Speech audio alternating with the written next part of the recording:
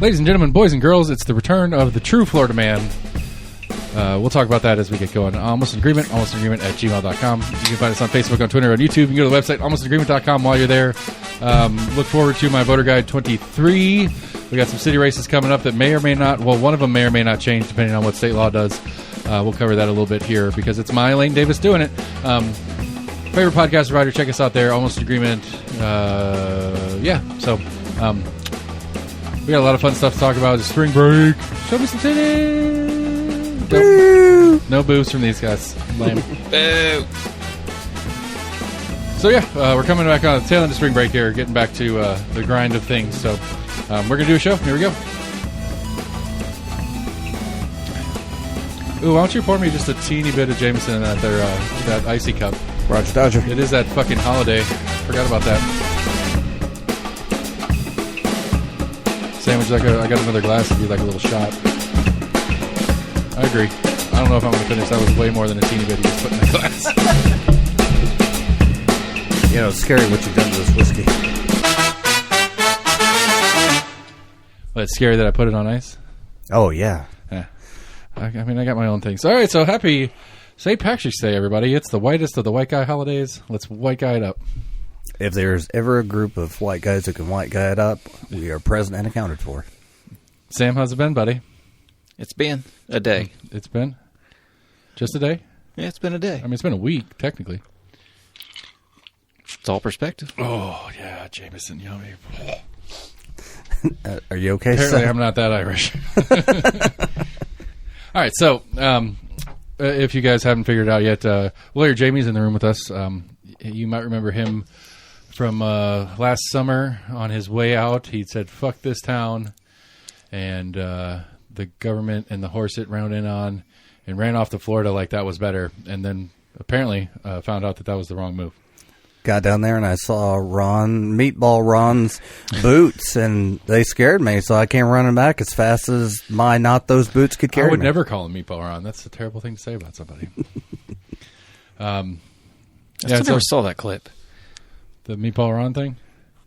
I saw that at some point he supposedly had been, or had referred to Ron DeSantis as Meatball Ron, but then I guess you made a reference that he had come out and said that I never said that. Well, I haven't heard like a finality of it. Right. My understanding of the story is that, like, you know, behind closed doors kind of thing, that was a joke that like him and some staffers or kind of threw around. I thought he may have actually said it publicly. And somebody leaked it as the possible new nickname instead of Ron DeSanctimonious. I just assumed it was somebody had caught him on a hot mic calling him that. Right, no, and then some reporter asked him, it's like, so is it Meatball Ron, not Ron DeSanctimonious anymore? He's like, I would never call him Meatball Ron. Meatball Ron's a terrible nickname or something like that. Gotcha. And so, yeah. Sorry, side tangent. That's the story as I understood it, at least. I had to get some kind of understanding of it. My bad. It's all good, man. We're here to understand things. I was like, wait, hold on a second. I'll tell you what, on the Florida crazy shit, like the craziest shit of ever, if me and this podcast lived in Florida, if this law passed that DeSantis is pushing, I would have to register with the state as a critic of the government. But Republicans don't do that. They allow people to be themselves. I mean, no, they don't, obviously. Oh, my mistake. But yes, that's one of my new themes. Is that a good word? The square the circle segments I like to do when I'm talking to people. Ooh. Square the circle, and so like I had a former Knox County GOP chair in here, and we had this whole square the circle. It's like, so like Richard Briggs, Republican from Knox County, is putting up this hemp bill, and it's a special tax, special regulation, kind of whatever, and it's like square the circle. Republican introduces a tax and regulate bill on something that is currently on the market. Those don't square to me because, as I understood it, Republicans are anti-tax, anti-regulation. Where have you been the last 35, 40 years? Well, rhetorically, at least, that's what they say they are. Oh, okay. Gotcha. I was trying to follow. That's my little trap that I'm trying to put on my Republican friends. How'd that go? Do people not do what they say? I try to. Yes. I mean, are we counting politicians as people? No. That's an important definition we got to work out. Touch and go. And so anyway, as you guys may remember, Lawyer Jamie is a lawyer. He, as I recall, like kind of specializes in employment law. That's true. Usually in the federal court systems. True statement.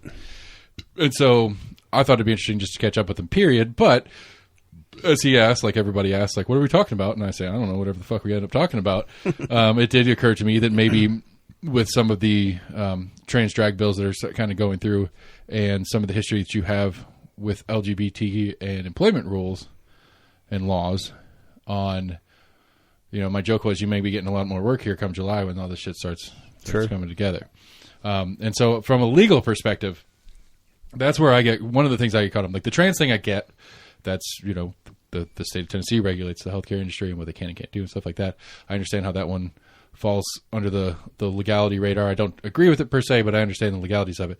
But on like some of the drag stuff, because to me, one of the problems with this drag bill, and Sam disagrees with me a little bit, but is the way it's written is that if I dress up like Dolly Parton, walk down the street humming 9 to 5, I am performing drag. And by the inferred definition by the current state legislature is drag is pornographic or I can't remember what the word they use in the bill is, but it's sexual in nature. I can go to jail. And so like there's so much weirdism to this. Like as an attorney, how would you deal with this? Let's say this scenario that I put out. I go to jail because I'm walking down Gay Street. I see what you did there. Whistling 95. I mean, no, this is Knoxville. We're not. It's Happy Street, not Gay Street. Come on now. I just thought that was very interesting. That was the street you picked. But I call you up and say, "Hey, Jamie, I just got arrested for walking down the street," and you're going to go, "What do you mean walking down the street?" Tell me more. I'm going to say, "Well, I was walking down the street in my Dolly costume, whistling 95, and they arrested me and." Help me out here because I don't want to go to jail. Well, it raises some interesting questions. The First Amendment obviously is going to be implicated there. And, your freedom of artistic expression. Is there a compelling governmental reason to keep Seth from dressing like Dolly Parton and humming 9 to 5 down Gay Street? Now, is it Halloween?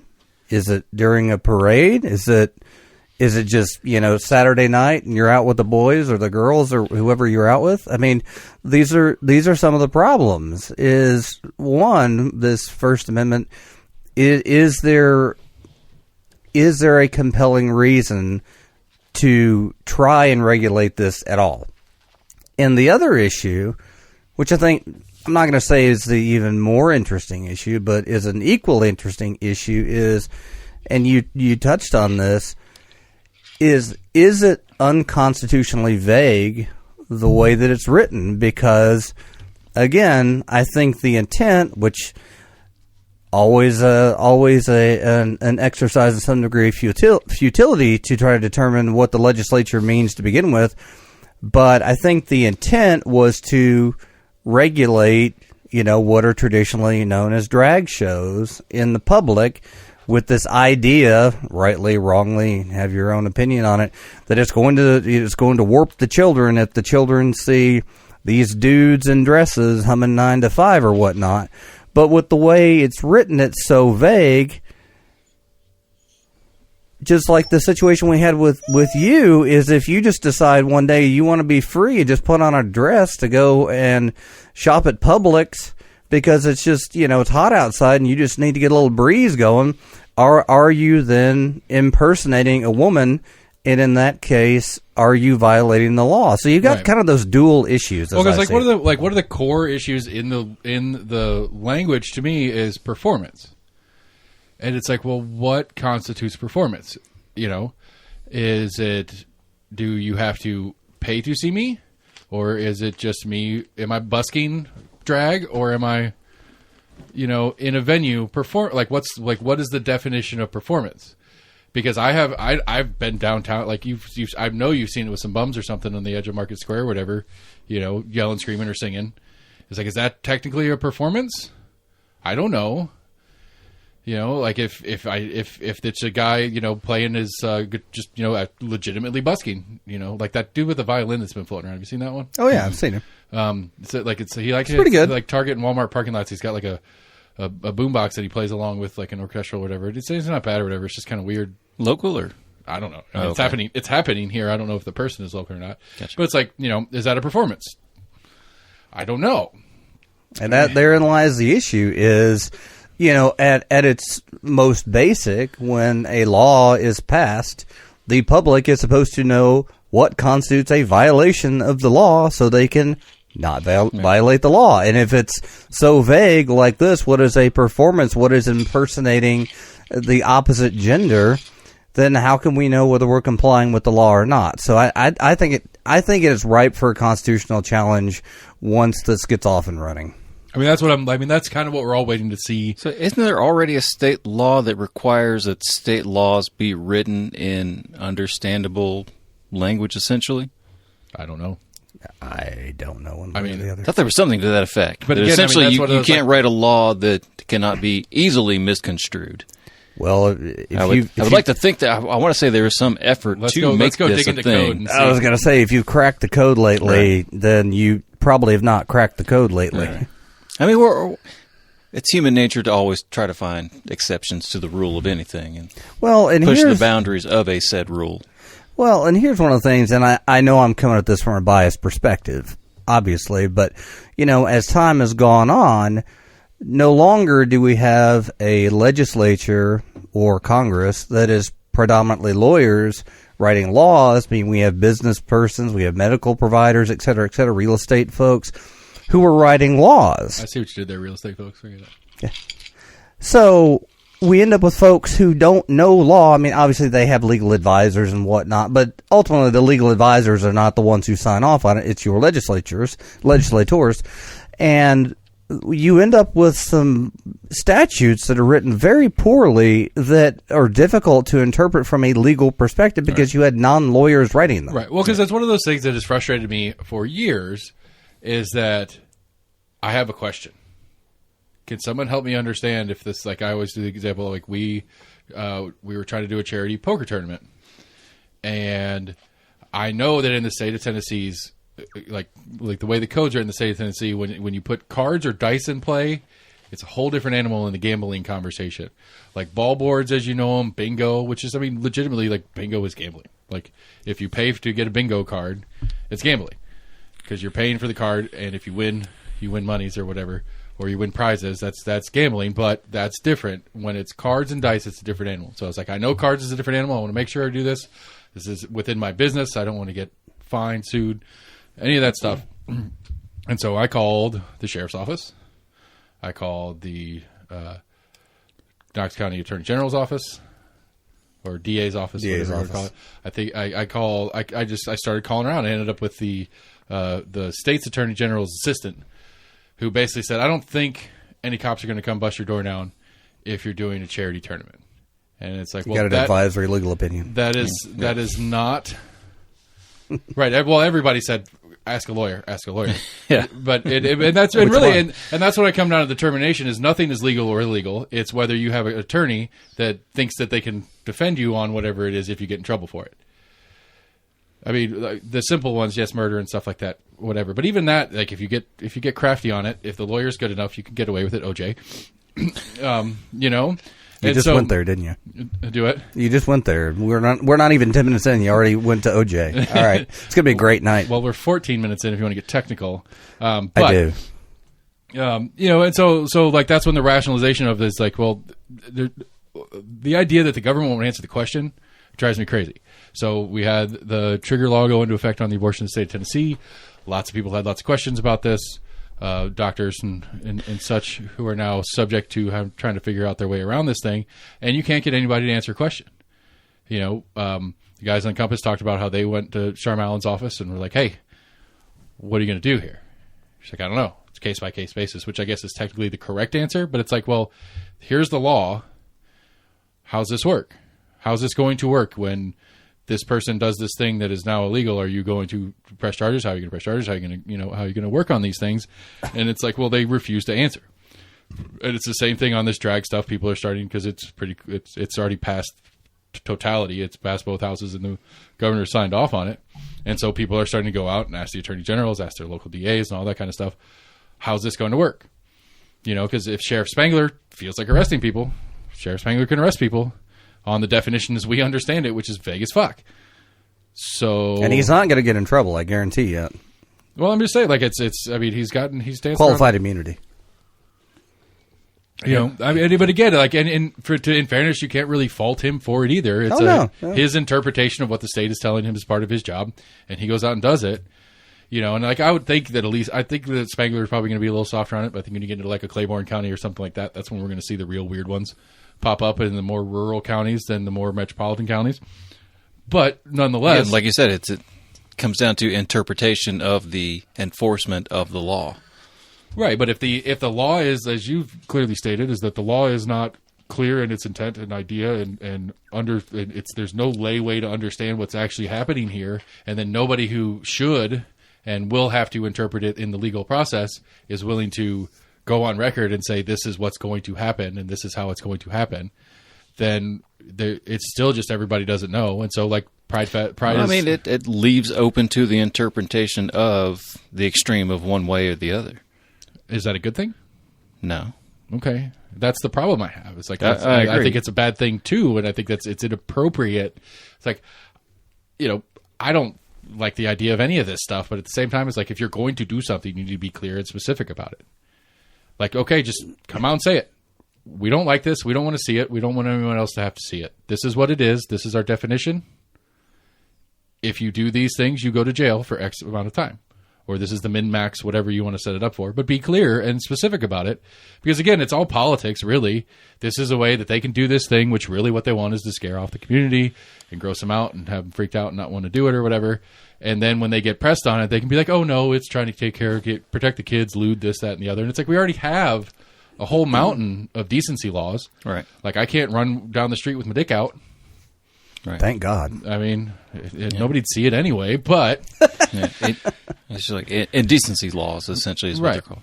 Yeah, lewd, indecency, like, you know, those already exist, and so what's it matter what the clothes I have on before I take them all off is if the off part is the illegal part?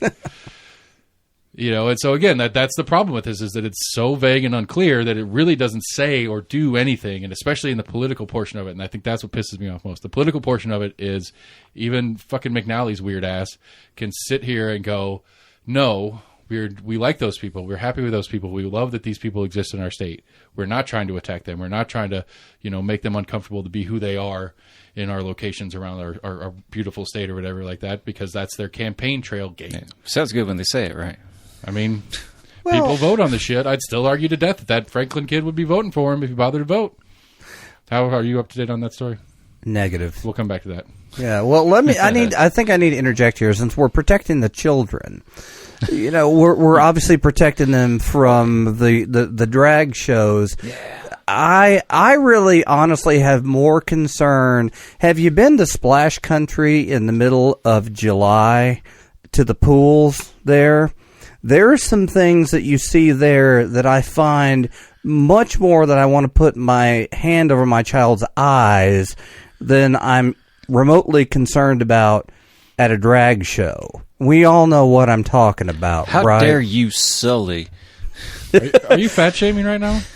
I'm having a Dolly reference. Actually, you brought up Dolly Parton, so we had to go. How Dolly. dare you sully Dolly's name and her putting another attraction resort in down water there. parks? They are. It's like true. 1,000 rooms or some shit like that. So if we're concerned about what the children are seeing, you know, let's be consistent about the things that are hanging out, so to speak. I've played that argument out there because, like, you know, some people like to do those. Like, well, if, you know, they take the meme is you take a picture of a bunch of drag queens and then you take a picture of a family at Hooters with the Hooters girls behind them. It's like, which one's more indecent? Right. And it's like, Yes. You know, well, the problem with that is that, right, yes is the, like, I could say yes to that and still not like the ban that we've got going on. Mm-hmm. I don't think we need to ban Hooters from existence either. I think there are people that will take their kids to Hooters. I might take my boys to Hooters here before too much longer. They're a little young still, but... I mean, I'd say the majority of a one-piece versus a two-piece in the Miss America or Miss Universe competition and the swimsuit competition. Sure. And it definitely leans on a two-piece. Well, and if you're a middle-aged furry guy like I am, I mean, put on a shirt, for God's sake. Just do. Are you admittedly a furry? Yes. Weird. All right. Yeah. All right, we're done. Have a good night, everybody. Thanks for listening. And out.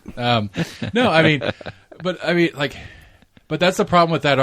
I don't disagree with you. I fully agree with you. But the problem with that argument is that the implication that is out in play there is that we should ban both, and I think that's backwards. It's a weird thing, right? Exactly. Legislate essentially a perception of how they perceive a person as presenting themselves. Like, see, because my thing, I thought they were performing. They were dressed up as someone. I thought they were pretending to be someone. Right. I dress up as a functional adult every day. Right. I don't. I mean, I put clothes on. That's about as functional as I can get. But like, oh fuck, I lost it.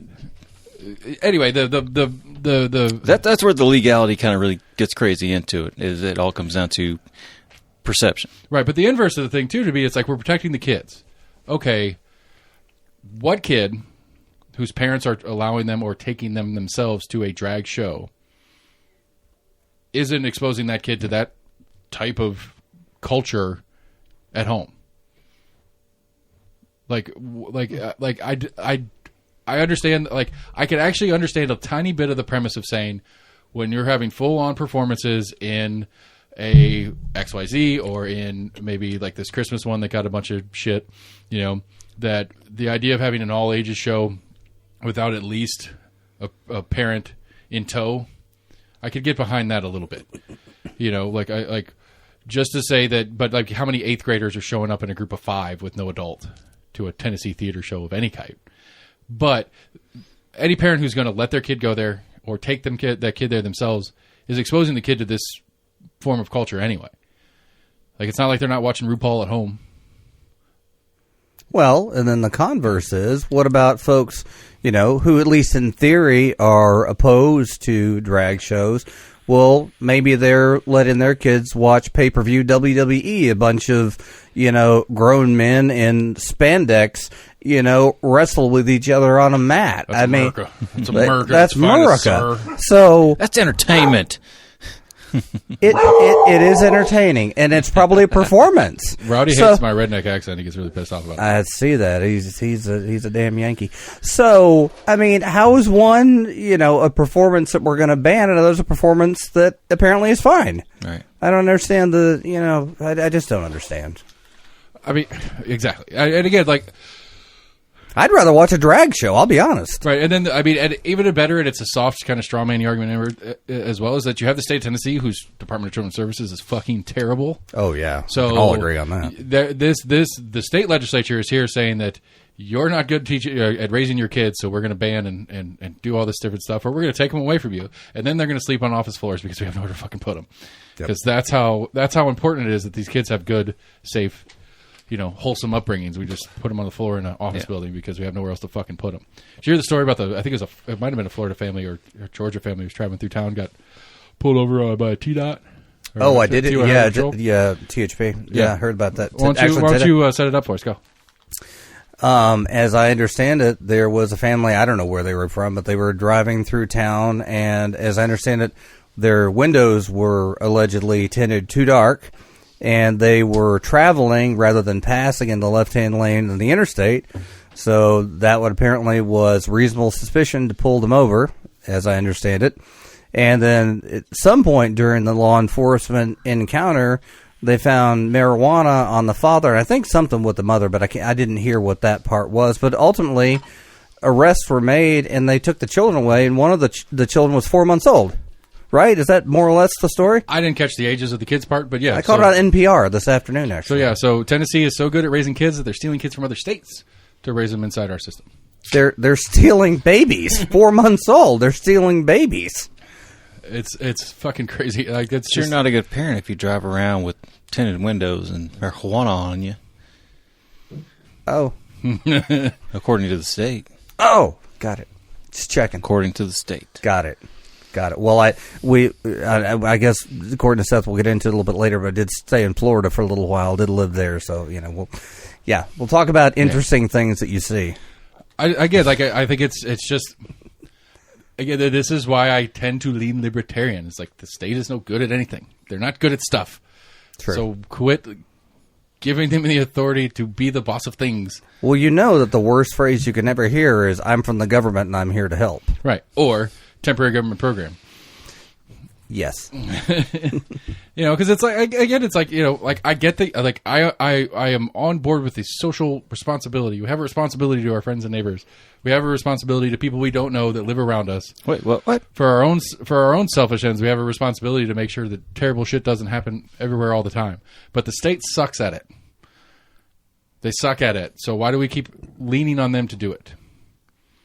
Because we don't know any better, apparently. Because we're told that's the only way you can do it. That's what I said. We don't know any better. I mean... Because they tell us not to. Right. Because we are the only ones that can fix this. No independent thought required. Exactly. Because we taught you how to think. Oh, yeah. Oops. That part, too. Ruh-roh. So instead of holding them accountable, we should just opt to take matters into our own hands. I mean, that's kind of the way this whole thing started. Gotcha. You know, we want to take, like, this experiment in self-government. Is that the phrase they like to use all the time? That's what this thing is. You know, like... Oh, we're experimenting in self-governance? I mean, is that not like one of those generic phrases for the democratic experiment, right? Democratic experiment. Yeah. Oh, we're still experimenting after. I mean, obviously, 250 years. We haven't got it right yet. Well, I mean, you practice law, you never do law, right? Am I right? I mean, that's I think that's written into the like, and maybe not in the same phrasing, but I think that is one of the core ideas of the Constitution. Right. Is that this is a moving bar, that this is things that have to change over time. I agree, but I think at this point we're beyond an experiment. I mean, I guess because we refuse to acknowledge that the experiment failed. I'd like to think of it as refining. I don't want to see it as a failure. I mean, I don't know. I mean, name a better system if you want to shit on it so much, as a lot of people like to say. Like, well, what else is better? I mean, just less of it, less of it. No, just less of it. That's very clerical. Yes, thank you for clearing that up. If we could go back towards, if we could just have less of, if we could start pushing back in the shit. direction on where the experiment had started, I think that would be an improvement on our lives. Yes. Actually, try to start digging into the educational system earlier. Sorry, I don't want to change topics on us too fast. You're fine, man. We don't know what we're doing. That's true. We have no fucking clue what we're doing. I mean, we keep talking about the Austrian model, and I started trying to look up like the Austrian model, and the first handful of results that came up were like an Austrian economic model that I didn't dig into. Libertarians as far as try to figure out what the fuck the Austrian. I was like, I'm trying to look for the Austrian educational model, and of course it gives you how the Austrian educational system is nowadays, or whatever. I thought you were talking about Melania. No, wait, she's from Slovenia. Slovenia, never mind. I don't remember where she's from exactly. I think it's one of the former blocks. Slovakia. One of the former blocks. One of those slows. But, close the borders to immigrants. But, hey, I want my wife, so I want to get her from here. Apparently, they're taking our jobs like First Lady. They are. They are. What's the First Lady get paid? They're taking our jobs. Should we start a thing that the First Lady should get paid the same as the President? Oh, probably should get paid more. Yeah. Right? I don't know. I mean, Tipper should have. What was her thing? Like, we do better? Hillary should have. I mean... Oh, yeah. Did Bill make any decisions, actually? What to do with the cigars? Yeah. You know what to do with cigars. Hillary wanted a 16-year term, man. What was it? I think Hillary was actually one of the first few to actually push... She pushed TennCare. Universal health care, yeah. Yeah, she's responsible for TennCare, ultimately. Or she was credited. I don't know how much she actually had to do with it, but supposedly she was credited as pushing a universal health care for the time. They got whittled down into expanded Medicaid. Damn Newt Gingrich. Yeah. Grr. Grr. So, McNally, right? Yeah. So, Lieutenant Governor McNally. Where do you live in? It doesn't matter. If you're I guess some of Hardin Valley... There's like a wedge. Lieutenant Governor Randy McNally, he's technically Oak Ridge's state senator. Okay. But his district actually comes into Knox County and gerrymanders real nice. Take a big chunk of the city of Knoxville out because everywhere else in his district is super red, and he has this little chunk of blue area that it just gets washed out because that's how you redistrict properly. I've seen that, yeah. Yeah.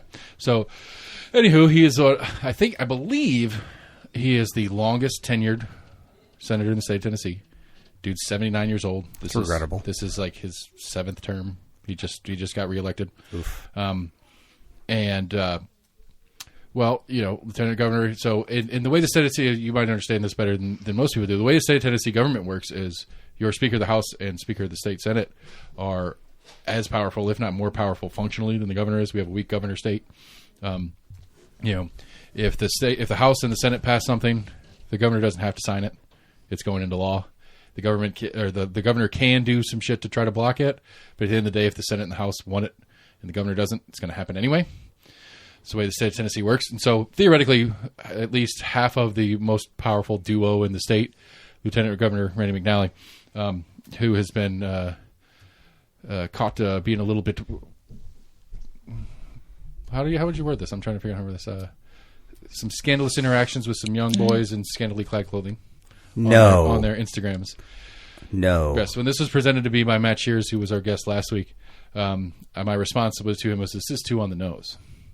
Like this is like that old joke in the 80s and 90s when all the anti-gay stuff started coming around. Then all the biggest, loudest voices that were trying to squash the gay community always ended up having some male prostitutes in their past or something like that.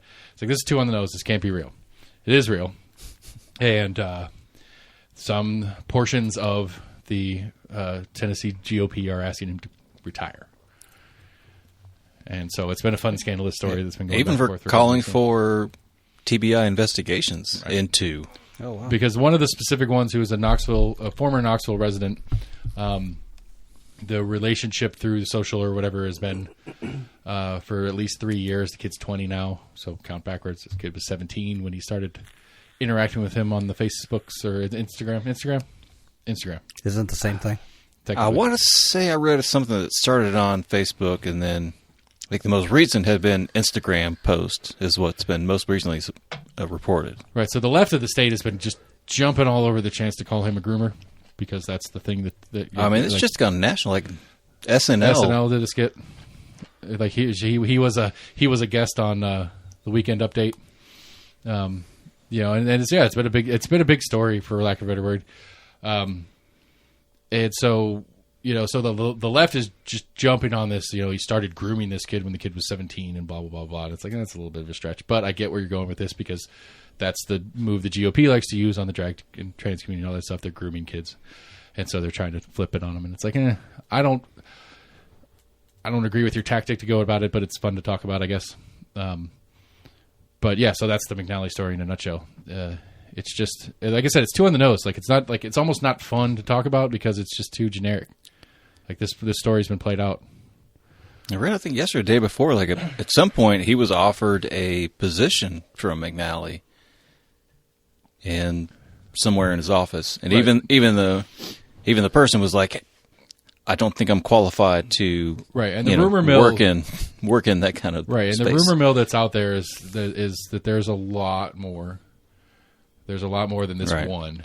Yeah, even the guy that brought it out was like, he's been scrubbing his Instagram account or whatever, supposedly.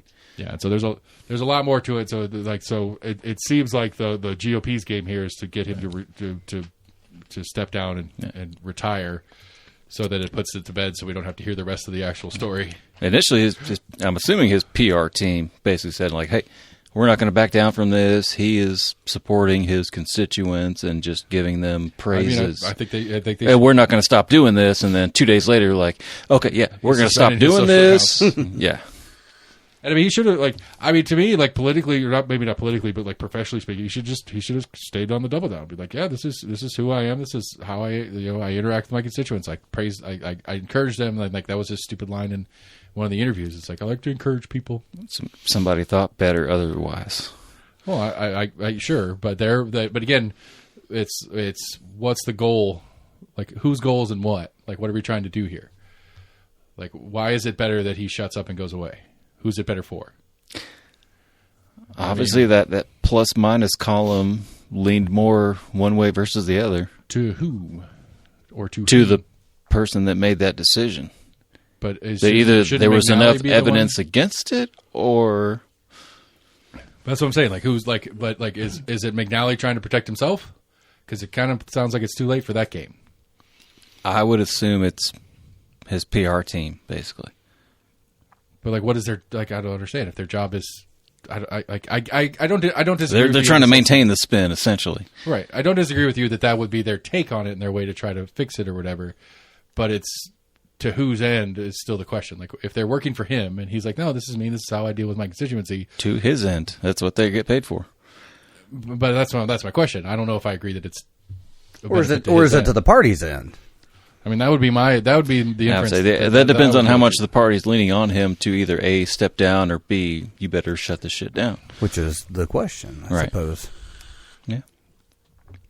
And I think that's to me, that's why I think that's being the lieutenant governor, he's probably got some strings, but at the same time, he's got, I mean, there are presumably there are some people that have a good notebook somewhere of some things that may not be wanted to deal. I mean, there's got to be something that people have on him other than this to get him to back down, I would think. But he has admitted, I mean, he said he's not stepping down. He's saying, he's at... Right, he also said he wasn't going to quit social media. He works at the pleasure of... He never said constituents. He works at the pleasure of the legislature or whatever, which... We said he's what? Assuming... I don't think it would come down to... I think to remove him from the post would require a... He can... The body of the Senate can remove him from the speakership. But to remove him from his seat... It would either have to be a legal issue, like a true legal issue, or a recall election, which that ain't going to happen. Right. Even if the totality of Anderson County and their gay hating wants him out of there, it is too much process. Okay. Realistically, it's too much process. I think that was the most recent statement I saw, I guess, from him or his PR team or whatever. Right. The body can take him out. He will serve at the bequest of the party. Right. I think if he was actually found guilty of some sort of crime in this, actual crime, which at least as of yet, I don't think he's done anything that is currently criminal in the state of Tennessee. Yeah, it would take a long time to go through that. At least that we know about. To accuse, to then go through a trial, to then be convicted, to then even question removing from. And so that's the weird question to me. And so maybe that's the PR spin. That's the reality of the game, is that the state's attorney general, that's an elected body, right? Or is that appointed by the governor? That was actually an article I was going to send to you recently. I didn't realize there are some states, I can't remember if Tennessee is one of them, I think Tennessee is one of them, that we actually elect the attorney general. To where, oh no, sorry. It's a good thing we have a lawyer here. Sorry, dude, I do federal law, not state law. I want to say locally we do. I want to say the Tennessee Supreme Court maybe elects the. Sorry. Go ahead. Let me see if I can find that real quick, because there were some states that there was that. I didn't realize it was a thing. I think it's a governor's. It's a gubernatorial appointment. I'm honestly not sure. But it goes back to that. I mean, it's a state office. If I call and ask if this activity that I want to partake in is illegal, they should be able to answer my question. Well, apparently not. I know. That's the problem. Not conclusively. That's what I'm complaining about. You should contact your lawyer. I'm broke, friend.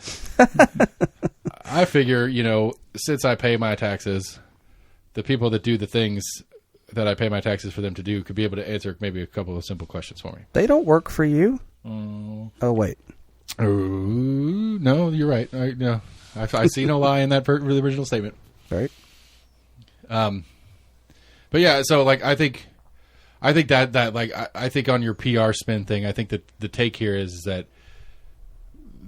whether it's an elected body or not, the Attorney General's office is a political office. There are politics involved in said office, and if the Attorney General, for political purposes and the party whom he has been appointed by kind of thing, feels inclined to push an issue in order to get a result, like, hey man, retire, or there might be some criminal shit going on, that might be a reason to, listen if you're McNally. Because it's like, yeah, just go off, go home, stay quiet, and we'll leave you alone. Or keep at it, and we'll throw the book at you. Well, there is recent precedent for gentlemen in their 70s being told more or less that, we're coming after you, so you should back down. And basically the response is, oh, fuck you. Which, please help me with the reference. I'm sure there's plenty. Talking about the dear leader. Former dear leader. thank God. Former and future, but whatever. We're not going to talk about. Well, we are going to talk about that. So yeah, I mean, look. Case in point here is, why should I back down? There's plenty of people telling the former dear leader to back down, and by God, he apparently is all about running for the next go round. But I mean, I follow what you're getting at here, but at the same time, at the end of the day, the former dear leader is not a player in the game like the other players in the game are. That may be that was his appeal. I mean, realistically, hate him like the rest of us do. It's fine, but if you take an honest look at it, the appeal was he is not one of them. I think the most rabid, ridiculous Trumpites, that's all they give a shit about. He is not one of them, and he pisses them off. I just was going with the even simpler idea that old white dudes in their 70s who are just bound and determined to do whatever the hell it is that they're going to do, they don't give a shit what you threaten them with. They're going to keep doing whatever the hell they're going to do because they're old and they're set in their ways, and they give a shit. I'm going to die in 5 years anyway. Right, exactly. Who fucking cares? I mean, look at Biden. Like him or don't like him, I mean, he's old as shit. Right. So, and he apparently, I guess, he's going to run again. I mean, how many? We're going to get my wish. Yay! I mean, how many people don't want him to run? And he's like, "Fuck you! I don't care. I'm going to run anyway." Yeah, and I think this has been a running joke, and I'll share it with you. It's like I'm probably one of a very short list of people that is excited for the rematch. I don't think anybody. Why? Because I like the shit show. Because I want the mess. Well, for God's sake, if that's the case, then let's get Hillary to start a third party. Come on, bring it. I mean, okay, whatever. That'd be fun too. A triumvirate shit show.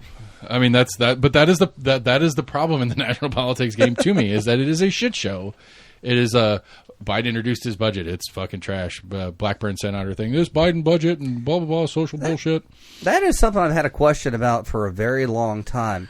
If Congress, under Article 1, is responsible for the purse strings, when was it exactly, because I'm not the best historical scholar, when was it that the president started introducing the budget? I'm using air quotes here. I don't know. That's a good question. That's not his job. Okay, so a good, to on the same thread of conversation, like I pitched a fit on the first show after State of the Union about how dumb I think the State of the Union is. Like, if it was a more factual, like if it wasn't your campaign kickoff, which is what it usually is in this year of the cycle for an incumbent president, if it was here's what's going on, here's what's been happening, here's what we've been doing to work on these things. If that's what the State of the Union was, because that's how that's what the phrase is, State of the Union. This is the state of things that are in front of us. Okay. But that's not what it is. It's this is what we're going to do, and by the end of the year, this is going to happen, and I'm going to get this passed, and we're going to get this thing going and this thing. And it's like, when did the president become the domestic political leader?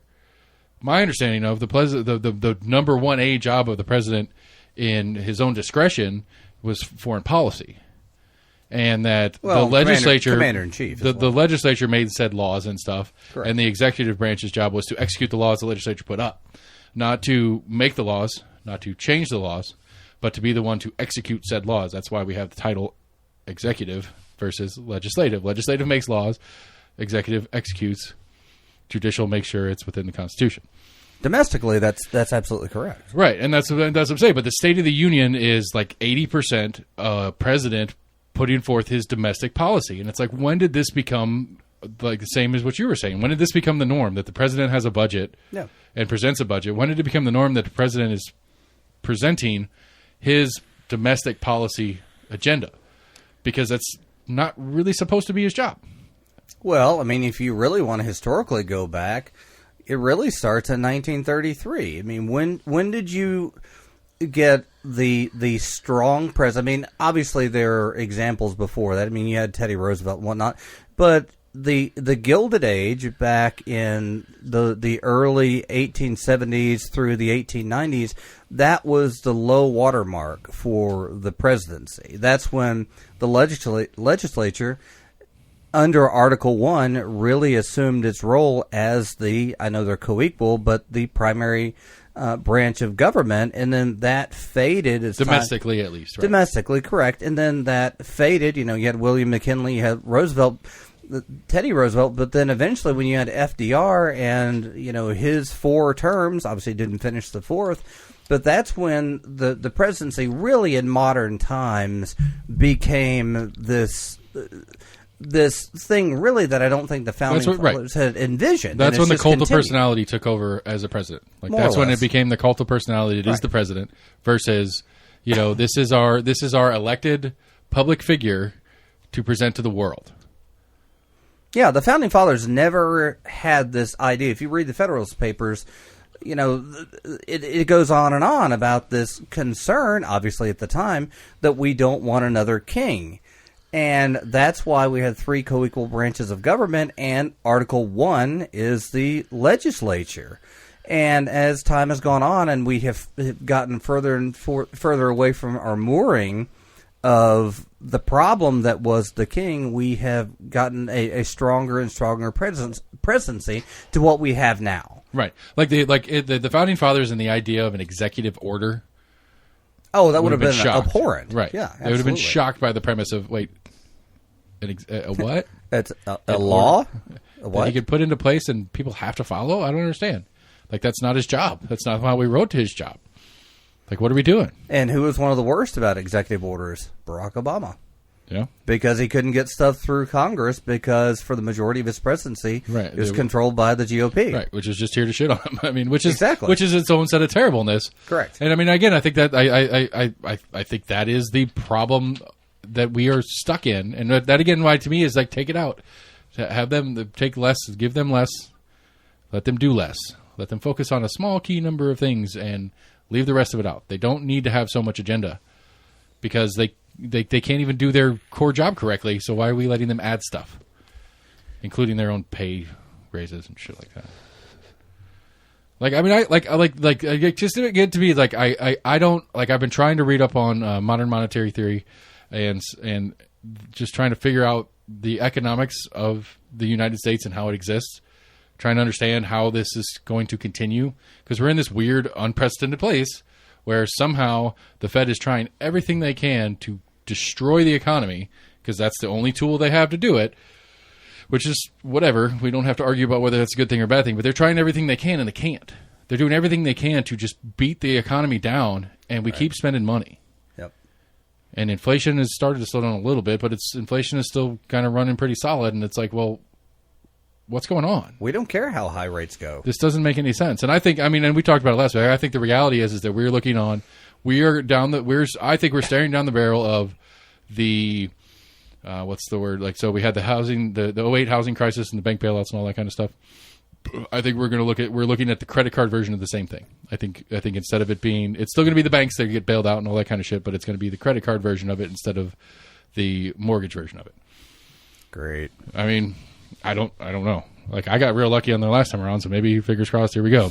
I don't know how that's all going to shake down. But we've had 3 banks getting run on. FDIC has jumped in and guaranteed depositors on a couple of different banks fairly recently, and it's a big fucking deal. Because I was flipping channels. I landed on PBS. It was a Nova special on cheap money. Right, so it was just talking about the Fed and what the Fed's been doing since. I was watching that last night. I think it was last night. I was falling asleep during it, but because it was riveting. But yeah, I did watch some of it. And so it's the consequence of cheap money is really it was most of the conversation. Qualitative economics, qualitative easing. Qualitative easing. That's right. Quantitative easing. Sorry. Quantitative. Something. I told you I was falling asleep. Huey. And so you hear all the complaints. You watch the news and stuff, and they're talking about these stock buybacks, right? You have these companies like Apple, who are. The idea is supposed to be is when you make a bunch of money, you invest it in R&D and you put in new things and you grow your company. Or buy back your stocks. And so what companies are doing, because borrowing money is so cheap, is they take big fuck loans and buy a bunch of stock back, which pushes their stock price up, and then they pay those loans off over time. But when they do the stock buyback, it shoots the stock so far up that the company valuation goes up, and you borrow against you immediately borrow against the new valuation, right, and pay off that first loan, and it's just this little shell game. And the problem with it is that it doesn't produce anything. It doesn't make anything. It doesn't encourage an Apple or an Amazon or whomever it is that's doing this. I'm not picking on Apple per se. I just threw that one out just because it doesn't encourage them to be a better company. It encourages them to figure out how to play these financial games because they make more money. Right. Because at the end of the day, that's their job. That's what they're supposed to do. They're supposed to make more money. Yeah. And so the system that is built in around what's going on should be it theoretically is supposed to be the one that encourages them to make more money by being good.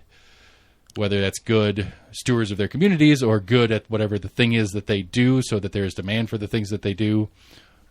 But instead, the financial system that we have built has now become this game where you can borrow, buy cyclically, and you can make a ton of fucking money, but you're not making anything new, you're not doing anything special, and it keeps running. And at some point that bubble bursts, and we haven't gotten there yet. But that's the fear, and that's when Trump started shitting all over Jerome Powell for trying to raise rates, and the Fed blinked. That was the thing in the story, at least, is like, Jerome Powell, which is a Trump appointee as the head of the Fed, he saw this as an issue and started to raise rates during the Trump presidency, pre-pandemic. And Trump was like, no, you're fucking with my economy, leave it alone. And it's like, well, I appreciate you appointing me, but I don't work for you. This is the correct move. But apparently Trump put the right amount of pressure on that he decided to back off and dropped rates. And then before they could start really bringing rates back up again, the pandemic hits, and then they drop them to the floor because everybody's scared the economy's going to go in the shitter. And now they're finally raising rates back up, and fucking panic ensues, and now we have runs on multi-billion-dollar banks are getting run on. Some of that, what I've seen as far as, I guess, the recent... I'd never heard of Silicon Valley Bank or whatever. I neither. Prior to this. Who had? Right. People that live in Silicon Valley. People that invest in companies that... Right. But I don't know. For what little I've heard of some of this was they could chalk it up to some of just poor investments on their part. Was basically what they had their money tied into were long-term, I guess, interest. Well, and they never really looked into the fact that interest rates have been going up the past 12 to 18 months. They're betting on them to come back down or something like that. Yeah. Well, I mean, they already had their money tied up into long-term rent, or I guess interest, whatever the fuck they had their money tied into. They basically had it tied into long-term things. Right. Yeah, long-term investments that were not beneficial to them in the short term of just in case. And it was, I think so it was just like a run on the banks. It was just unanticipatory. Right, but they were unable to anticipate it. Why are we in this room paying to protect them and protect the people that invested in them? Because the government takes our money. I'm just saying, like that's if we're going to have the conversation that we acknowledge that they do exist and these things need to happen and X, Y, and Z, blah blah blah, and that the regulatory system needs to be in place, well then, how does this happen? Like, how do you put this in a position where you let people gamble, and when they lose, what's the phrase that's been going around? It's one of those memes that runs around. It's we're socializing the losses and privatizing the profits. It's like, well, let them fail. Let them fail. As a basic bank usage, it's a different animal. But when you're starting investing and playing those games, it's supposed to be a risk. That's why you're making money off of it. Right. If there was no risk, then you're making very little money. Like everybody says, you invest in municipal bonds because you don't make a lot of money on them. But good God, if the government doesn't pay their loans off, we have bigger problems. So don't worry about not getting paid back. But they're small return, but they're gonna return. Where you take the more high risk stuff, you take a chance at losing. Right. Because higher return, but you run that risk. Right. And so again, that's when I ask questions like, well, why am I paying for somebody else's high risk investment? Yeah. That they missed. They lost the bet. Right. Yeah, it's becoming subsidized gambling. Right. Which I'd like to go to Vegas and put $10,000 on black and hit red and be like, hey, can I get... Hey, become a farmer. You got that. Sure. True statement. And I mean, I don't know that one, the ins and outs of that one. And you got to buy a shit ton of property and invest a lot of shit, but you got subsidies that, hey, just in case you fuck up and do some shit wrong, you still get your money back. Sometimes you don't even have to play in that game. That's true. They pay you not to play. Right. Have you watched? They pay you to at least give you the paperwork that says they try to play the game. Have you guys seen Clarkson's Farm? Clarkson's Farm? Yeah, Jeremy Clarkson from Top Gear and. Oh, I love Jeremy Clarkson, but no. Yeah, it's an Amazon thing. It's off. Really? It's a spinoff on the. I mean, I consider it a spinoff on the Grand Tour or whatever. But and it's legit. He bought a farm and kind of retired to it per se. And he's a lot of it's for production. It's the same kind of deal as Grand Tour, where it's like they kind of build it as they build a little more drama into it than the reality of what's actually happening. But they go into some of the stuff they go into. It's like the real shit with Brexit. And one of the things that happened with Brexit or whatever was some of the UK's subsidies to farmers changed and made it really, really impossible for them to make any money. And then you have all the historical shit that's going on. It's like it's a really fun, like, because it's Clarkson and he's fucking hilarious. But it's a really fun, interesting kind of look into the farming industry in industrialized nations, like in first world nations in the farming industry, when you have so much government involvement, and how that all kind of shakes down. And that's what was interesting, on top of it being funny to me. So you should check it out. Anyway, I can only assume, with it being Jeremy Clarkson, he's got a Toyota Hilux pickup on the farm, right? No, he's driving around a Land Cruiser. Really? Like everywhere. Like, interesting. Because, you can't destroy a Hilux. Right, and that was a great Top Gear series. Right. Did. But, exactly. No, like every time he has a Lamborghini tractor, because Lamborghini started in the tractor industry. Oh. They were originally a tractor company. And so he has this giant-ass Lamborghini tractor. But yeah, it's really funny because he's like, "I'm getting in the Lambo," like a great fucking phrase out of his mouth. Okay, I'm gonna have to check that. Yeah, out. It's really fun and but Grand Tour did it too. Like they did the what's the peninsula called that Vietnam and Cambodia and all that shit's on? Like it's the peninsula in the south. You're talking about Southeast Asia? Yeah. But like it's actual peninsula. Like it has a name? Anyway, so they did one like they did the Grand Tour one where they got on the boats. They did the boat thing, and they went from... Never saw it. They went from way deep inland Cambodia and followed whatever this river was all the way down through Vietnam into the south... The Mekong? Maybe. I don't remember. I think so, probably. And one of the interesting things that they touch on a real specific social issue is that just across the border in China had built this giant fuck dam on the river. And so, like, all these fishing communities and stuff in Cambodia and Vietnam who, lived and relied on the river now have to deal with how much China is letting the river flow. And so, as much as they're being stupid and silly and what they do on the show, they do touch on social issues. And so, that's the point of the Clarkson Farm thing. They talk about the farm subsidy game and all that kind of stuff, which I don't understand enough, and I agree with you. That's an interesting one to look into because I don't really follow it, and I bitch about government spending, and the idea of paying a farmer to do nothing sounds ridiculous to me. I mean, what's the last statistic I heard was 60% of a lot of, I guess, like large, assuming they're talking about large major farmers in the Midwest and whatnot, with 60% of their income came from government subsidies. Right. Well, it's spread out between, whether or not they had a shitty crop the previous season or if it's... Well, talking about shitty crops, to go on a tangent here, the water crisis. I learned recently because I've been concerned about the water crisis with climate change and the issues with the Colorado River and the Southwest and whatnot. And, I spend more time on YouTube than most humans should. And I learned... Actually, I want to know... I'm going to interrupt. I want an estimate of that figure. Of the amount of time on YouTube? Like, what's more time... Like, what is the amount of time a human should? Oh, I don't know. But if you spend at least 4 hours a day on YouTube, that probably is not a good use of your time. You probably should be sleeping. All right. Anyway, sorry, continue. Yeah. I just wanted to 10 see 10 p.m. to 2 a.m. So, I learned, apparently, that... I'm sorry, we're interrupting. Oh, no, interrupt away. It keeps me from having to, actually come up with content. Is that cotton is a huge crop in Arizona, and it uses a shit ton of water. Right.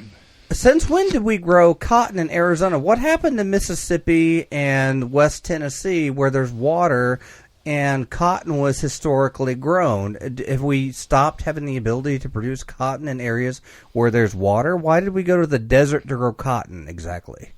And to your point, is sunshine. There's lots of sunshine. You're right. It's in the sun belt. I think honestly, in my understanding of it, I think one of the things is that it is like farming has become so scientific at this point, where you can control. There's less variables at play when you're in certain areas. There's no water. Right, but you control you that is a variable that is a controllable variable. No, it's because not. you pump it in. Right, until you can't.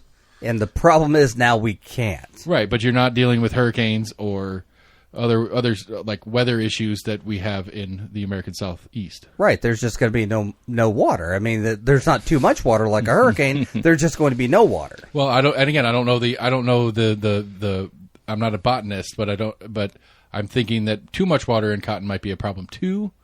And so to have control over how much water, period, is superior in the scientific farming format than it is to have to deal with the weather providing the water for you.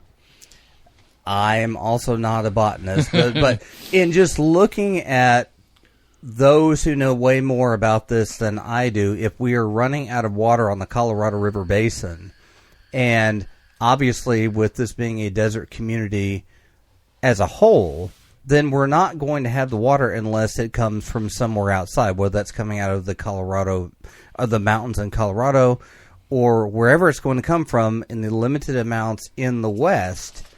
If we have it somewhere like it's more historical in the United States, like the Mississippi Delta, okay, we are always going to have some floods that are going to knock some of it out, but at least there's going to be enough water on the regular state of affairs that you can grow it. We can all agree that if you don't have water, you can't grow it. And we can agree that if you have too much water, maybe you can't grow it. So it's just but then seems there's the very question nonsensical. of what happens when your water's full of vinyl oxide or whatever, and what happens to the crop then?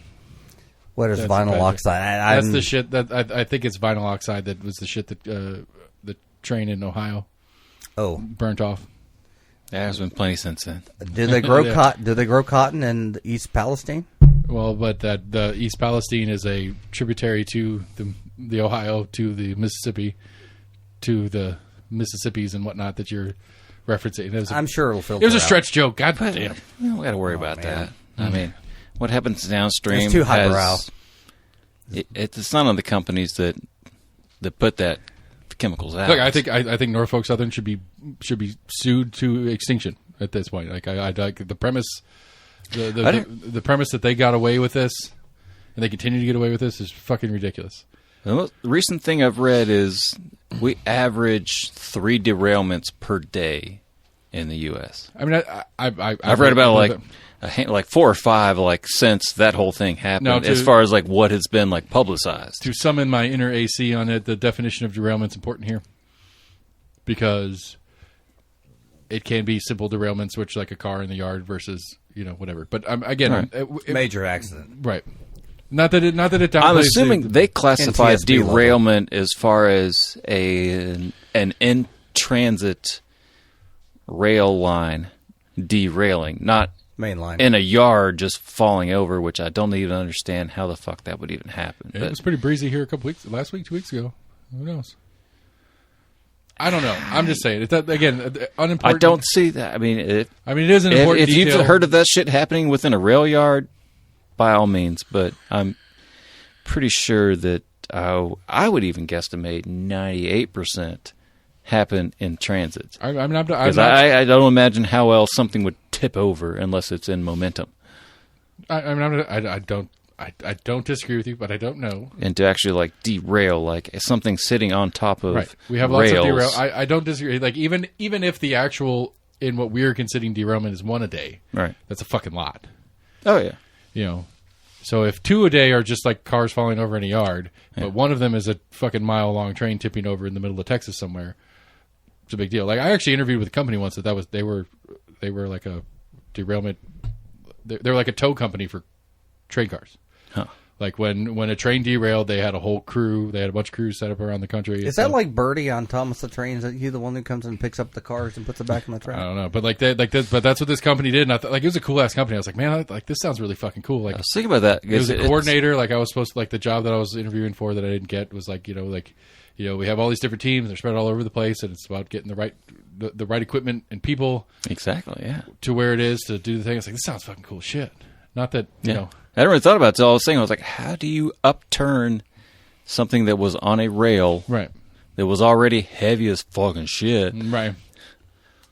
But you also have to have the the standing to be able to lift something up that heavy to then try to ride it up. Right.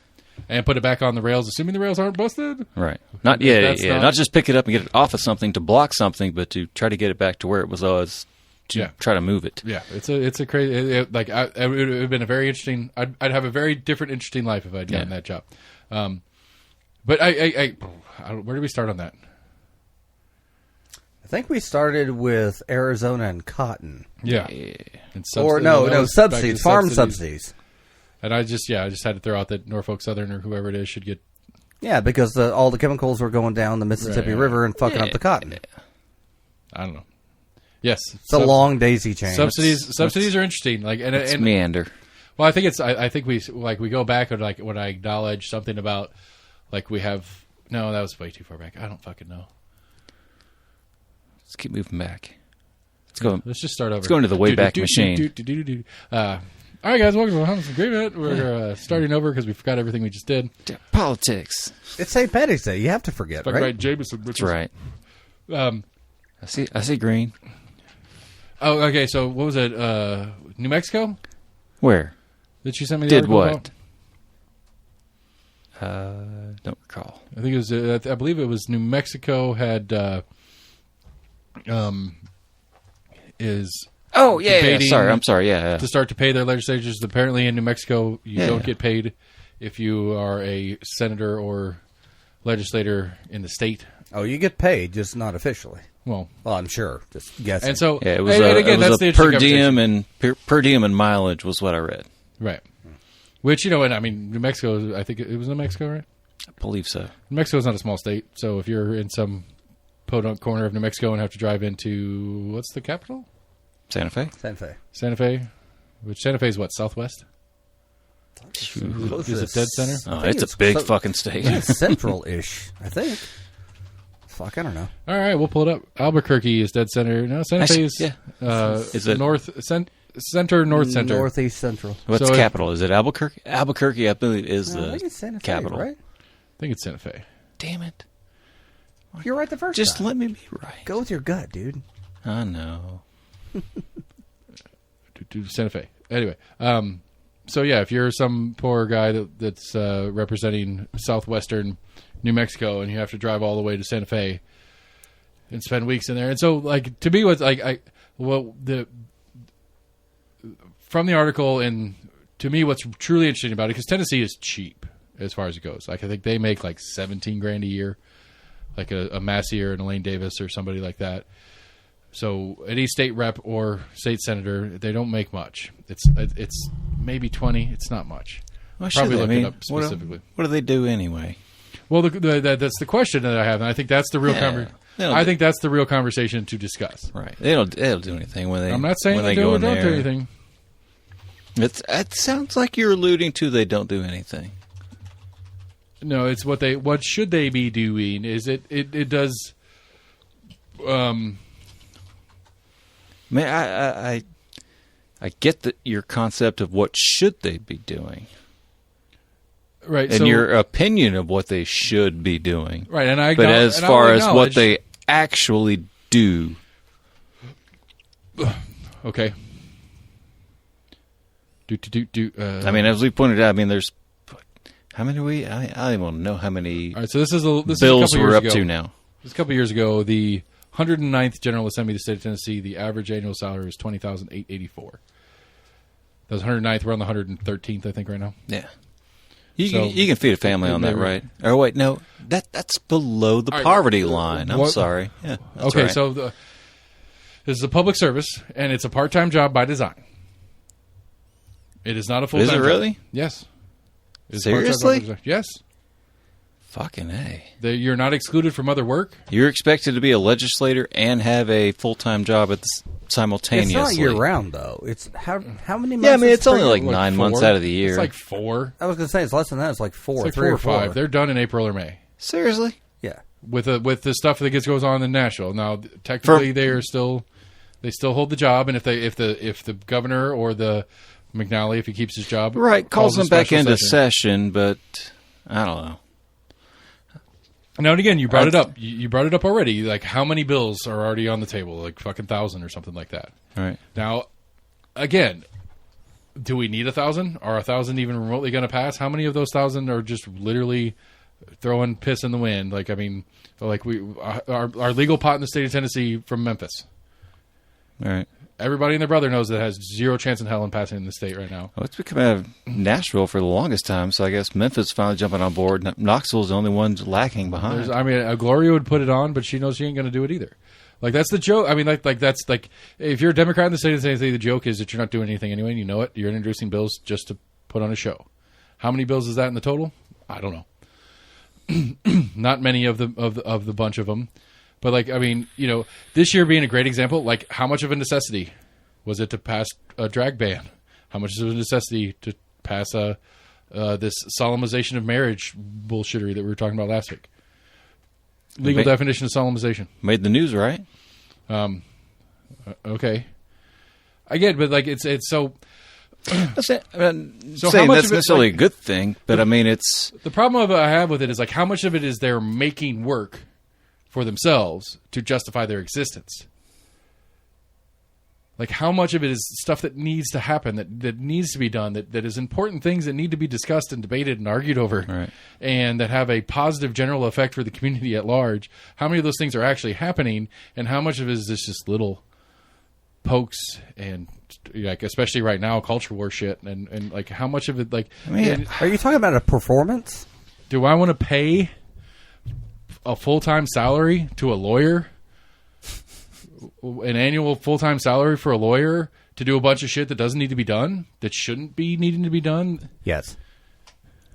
I mean, that's what paying lawyers is anyway. But I would say I'd like to think some of it is $40 text messages blow me. chipping away to try to make, you know, smaller incremental changes in certain things.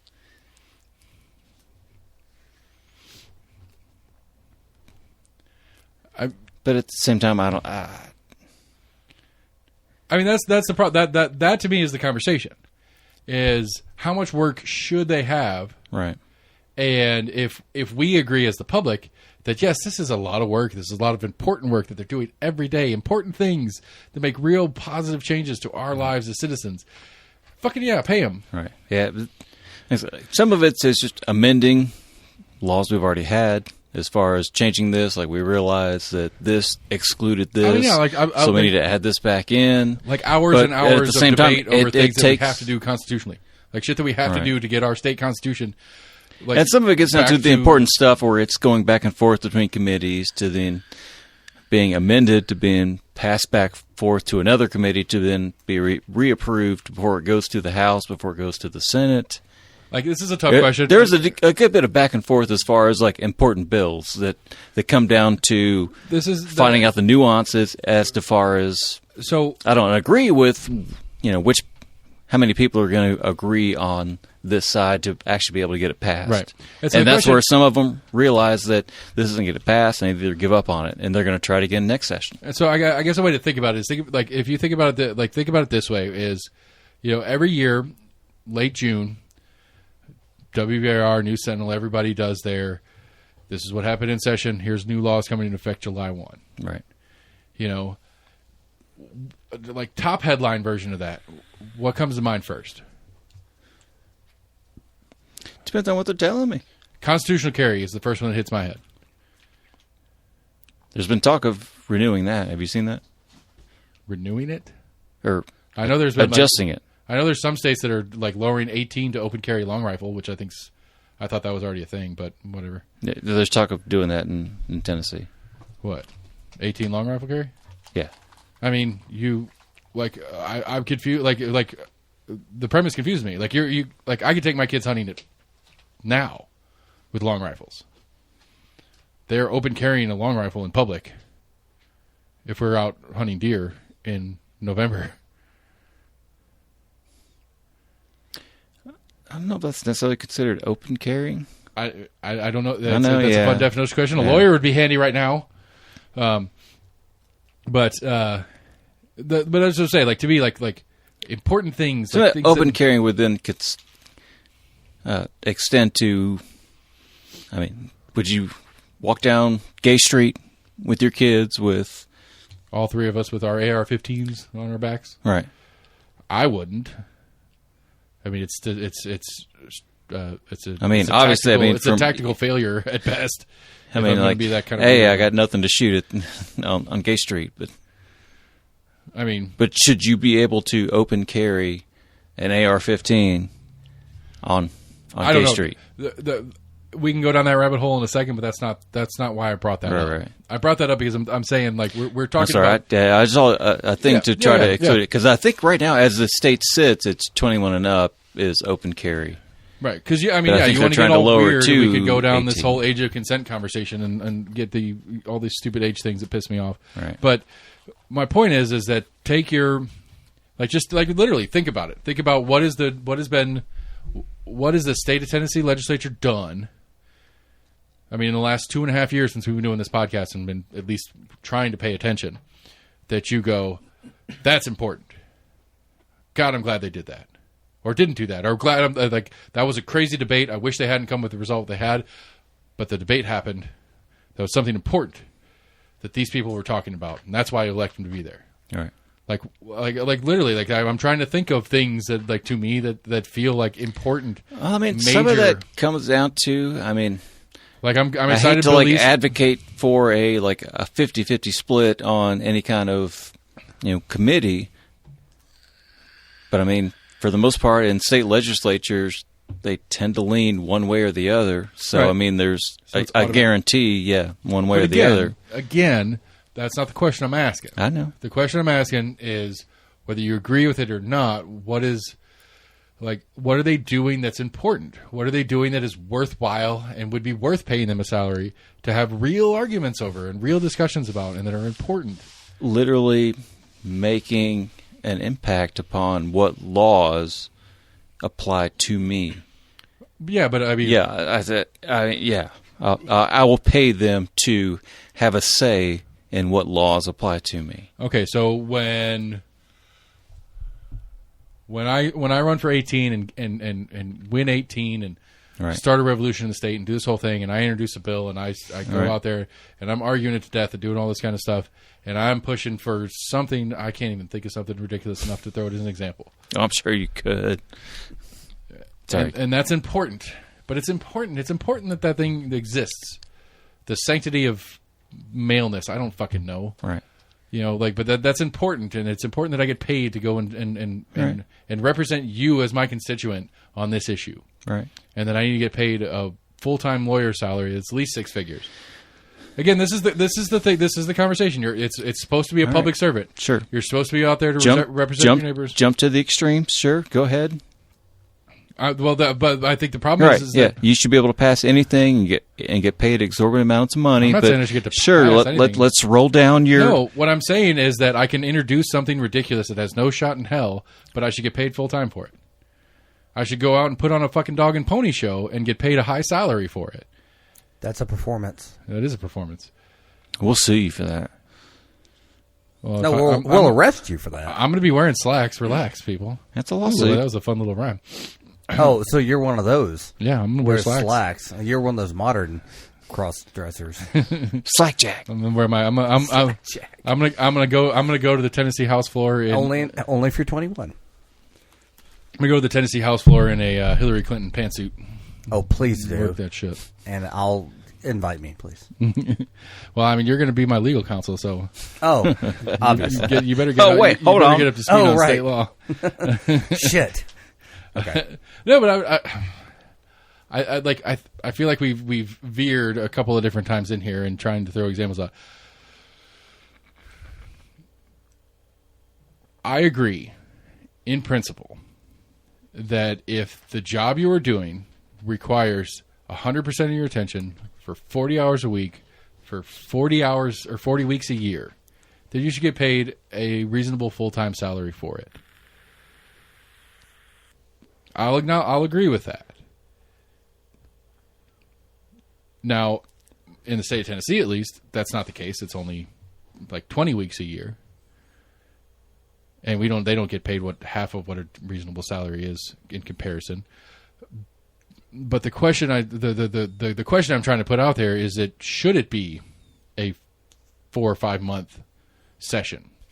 Is there enough things that require the importance of the attention of these people to take as much time as it does? I mean, Not a chance. sorry, go ahead. To require as much time as it does to do a session? Because again, like, I think this is the business major economy brain that I can't help but work with. It's like, for you and I in our professional business relationship, I pay you to be there for a period of time, so per hour makes sense to me. Where for Jamie, when I hire him, I pay to get a job done. I don't care if it takes 2 hours or 10 hours. Like I have a contract. I just signed contract with some people to do some paving work in my house. I don't care if it takes them 3 days or 3 weeks. I'm not paying more than X. Right. You're paying because I agree for the job to be done. Right. Right. And so to me, the conversation to be had here is that is a state legislature job a job that you would sanction as an hourly job? No. Or is it a go do the job and be done with it? Yeah. Because to me, I think that is part of maybe I'm giving credit to the state constitution writers that doesn't deserve to be there. But to me, part of it making it a cheap salary for the job is to say, don't do a bunch of shit. You're not supposed to do a bunch of shit. Don't do a bunch of shit because you're not getting paid to do a bunch of shit. Right. Do as little as you have to get the fuck out of there. Call it a day. Go back home and do your other job. Now, I don't know if that's the truth in the history of Tennessee part of it. I mean, I could agree in that sentiment if that's the way it is. That they literally don't pay them enough to have any other choice. And I think that's what it's said to you in the text. Then essentially, if we're paying them so little that their priorities need to rely upon something else, their priorities are not upon their constituents or what is good for the state of Tennessee. If you literally leave them no other choice than to do their whatever secondary job is, I hear what you're saying. Where is their priorities going to be? I hear what you're saying. I mean, I know they want to work for their constituents, but at the same time, if it's putting food on the table or if you put out a system to pay them more to be their there neighbor, more, they're going to do more. They're going to put food on the table for their family. But again, it comes down to what are they supposed to be doing? I get that goes into what your expectation of, yes. And so, and again, I'm not trying to dismiss the idea that you put some weird motivations in place. You put people in a position where, like I said, that's where it gets to the point where, we're more only likely to take a bribe. Exactly. Or they may, not even that, but I mean, yeah, we elect people that are only in the spot that's all they can do because they're financially that stable. So to back it to bring it all back a little bit closer locally is that there's been conversation, at least, that the city of Knoxville wants to raise the salary of a city council. Because the question is that if the salary is so little, how many people are not running who could go in there and do some good work, but they can't afford to do the job? And that's local. You don't have to move or leave your house for half the week or half the year or whatever and stuff like that. And again, I get the premise of that. And I will even agree to the extent that it is problematic, at least, that you are thinning the field of people that are capable of doing the job, not because of their capabilities of doing the job, of the actual job, but their capabilities of doing anything around the job. Right. I get that. I could see that as a problem. So I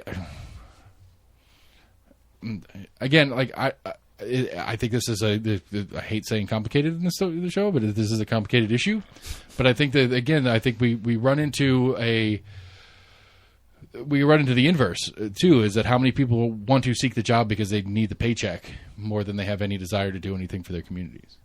And so I don't know what the right answer to it is, but I would like to think that people are not seeking that position solely for the paycheck. And I mean, I'd like to think a lot of things, but I mean, obviously they're not doing it. I'm not alone in that. Should be a goddamn given that our representatives are not asking to be elected into a position that they solely want to be able to be financially stable. Okay, so I mean, if they're going to do it, then fucking put that on their goddamn flyers that they send that shit out. It's a little bit of a double-edged sword because, in one sense, you want folks who can make a living wage.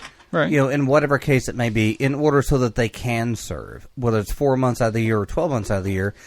But the issue is going to be then, okay, you serve 4 months out of the year. Well, what are you doing the other 8 months? I mean, what jobs do they have to make a living wage that they can be gone, so to speak, 4 months out of the year? Yeah. And that's fine. But then you also don't want to incentivize, again, so to speak, to make the job such that it offers such a high compensation package that it's a quote-unquote job. Like that I got an idea. That is what you do. Move it to the summer, and then let teachers run for the job. Make session through summer, and then you have a whole slew of people that already have a full-time income that can subsidize their low income as teachers. I'm sure they're going to be out. jumping at that. I mean, I would. But then they wouldn't be expected to do anything else outside of those months. I don't know. I'm just throwing it out there. Okay. I'm just throwing. You're just spitballing, yeah. Jamie, Why don't we just bring these people that have 3 months free and then have them work their asses off for 3 months and then take 9 months off, and that'll fix everything. But again, the assumption in Jamie's thrilled. own and the assumption in Jamie's statement too is that it's a 4-month job. Which the beginning of this whole thing was the conversation about how long does it take to do what needs to be done. What about this? What if it was a situation sort of like we have with military leave, like with you, Sarah, talking about federal law, somebody knows something about? That is that we as employers, generally speaking, we have to give service members a certain amount of time off from their job per year in order to serve in the military. How about if it's a situation where we have to give a certain amount of time off from a particular job to serve in the legislature, and then that time is subsidized to the individual. That way the employer doesn't have to pay it. The legislator gets that, but neither party is prejudiced for this 4-month period out of the year. That way no one really loses. That sounds really fucking good. Especially if you spread it out. Like, I think part of the problem too is that it's that the way the Tennessee works, at least, is it's all squeezed into the first quarter of the year. How about every 3 months? Right. Spend a month. Sure. I don't know. I don't know what the right way to do it is. How do you decide that when you have... I hate to use someone like Eddie Manis, which I really like, but someone like that is a CEO of a company that says, hey, my pay is... to him to do what he did, so... My pay is this much per year, so... He gets. How many would be able to try to claim that me working in the legislature? It's a fixed number. They don't get it according to what they're making at their day job. It's not a per capita. No, Gotcha. It's okay. Right. So the way it sits now, it's about 21 grand a year. Yep. You get 21 grand a year that you're guaranteed for your legislatureship, but your employer is obligated. Which I hate the idea of that. Don't get me. I like the premise of what we're going through, but I hate the idea of that as an employer. But what about wasn't allowing people off with no pay? But he wasn't an employee of it. He is literally the CEO such. But he knew when he took the job that he was capable of taking the time he needed to do both. That's not the point I'm getting to. Is that? But he gets his $20K a year. I'm just trying to buffer out the cause of I could have lost this much money because I was doing this versus this. Right, but then you would have other people that are only making $30K a year ish in whatever job that they have. 30, 40K, the national average. What is it? 44. Something like 28. that. Those people would make what they're making minus a third because they would be giving that up to take that job. But I would be obligated as the employer to give you that time to go make that other $20K from the state. Well, first, it makes sense. You would be okay with the federal government requiring an employer to do this?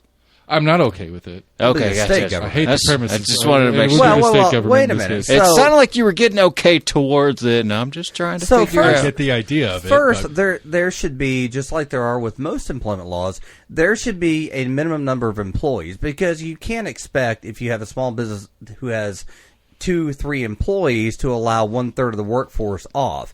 It should be a statutory minimum. Let's say 15. Let's say 50. Whatever the case may be, you allow that employee 3 months off during the year to serve. And I'm not saying that the individual should make something commensurate to their salary, whatever that may be, high Right, or it's a low. fixed number. Whatever It's a fixed number. Every state rate makes based, the same, right? Yeah, based off of whatever a living wage happens to be. Right. Right.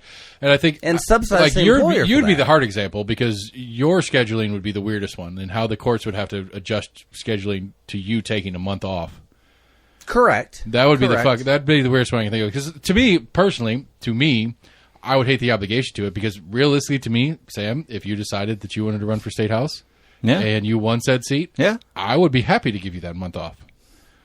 Not because I don't like you as an employee and I'm glad you're gone for a month at a time, but because It's good on you, kick ass, take names, get out there and get some shit done. Or it's personal versus Plus, I would lean economically. But if you're only viable. taking 1 month Plus, I would lean on you for my own business ends and while you're in legislature. Gotcha. If you're only taking 1 month every 4 months, though, even with, for your example, with the court system can last. I mean, I know I'm wonderful, obviously, but the court system can last without me or any other lawyer for 30 days to allow that public service, and then, okay, just schedule it for the next month. I mean, Right. if it was a block of time of 3 months, I like it. Okay, got it. I truly like it. I like the premise. I think it is a reasonable solution. Maybe not solution. It's a reasonable trade-off to the ends that we're talking about getting to. Because I'm a big fan of the phrase, there are no solutions, there are only trade-offs. I think that's a reasonable trade-off compared to what we have now. Because I do think it's problematic that people can't afford to serve publicly. I do think that sucks. I think there are plenty of good people that could do good work that don't have a chance to because then too, I mean, like, it changes the campaign processes. Right. You don't get to campaign full time and all that kind of shit. You don't have to be independently wealthy so that you can do all this other shit and blah, blah, blah, blah. You don't have to go glad hand all, like, you can go glad hand all the time, but it's not going to help the game. Like, you're out there doing your job and doing the other things. I think this is a reasonable trade-off that makes sense. This would be something that, as much as I don't like government, I would support. Because it seems like an actual, like, there's an end here. There's the people win, which would be weird. And that's the That goal. never happens. Yeah, I mean, but that's the goal, is get the people to win, get real people, normal people involved in this system. Because, like, I like Massey. I like Massey a lot. I like Eddie Manis a lot. But how many people are Eddie Manis? How many people are Becky Massey? Not many. Like, these are supposed to be of the people. They're not. I mean, they're really not. Never have been. They never will be, for that matter. They're great people. They're just not. They haven't been through the same set of shit that the majority of people that they represent have been through. But that's going off of surveys, essentially, of a small minority of people of the constituency. And that's where I really question as to how the general public really stands when we really have 15 to 20% of their opinion. I mean, I get what you're saying on that too, but I mean, we have 25 to 30% of their opinion on who gets to represent them in the first place, out of the short list of people that bother going through the process, out of the even shorter list of people that have an R next to their name, Right? Because they're the only ones that are going to win anyway in Knox County. Like, what are we? I mean, like, what are we doing? Like, I don't mean to be as ridiculously broad as that statement, but what are we doing? What are we supposed to be doing?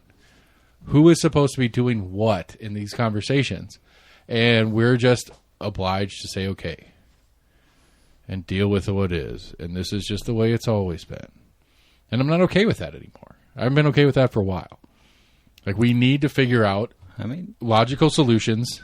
I encourage the desire for better, but I discourage the thought that there's going to be an immediate change. Who's immediate?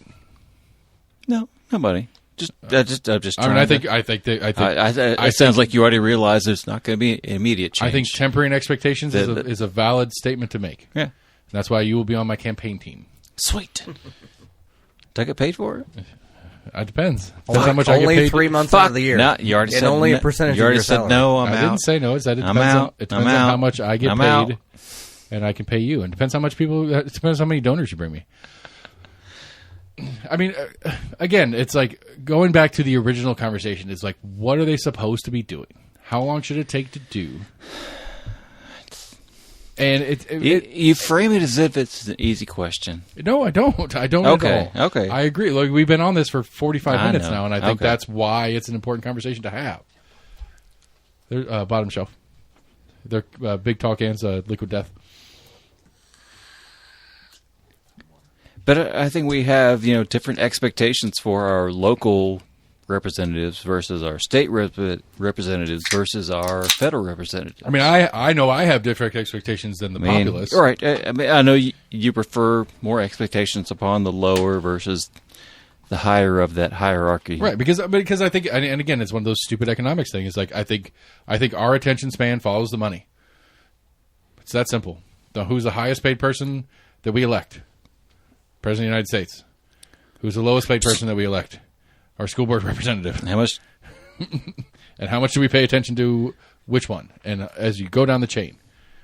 Right. How much does our superintendent get paid versus how much the President of the United States gets paid? Our super gets paid right at about the same. Okay.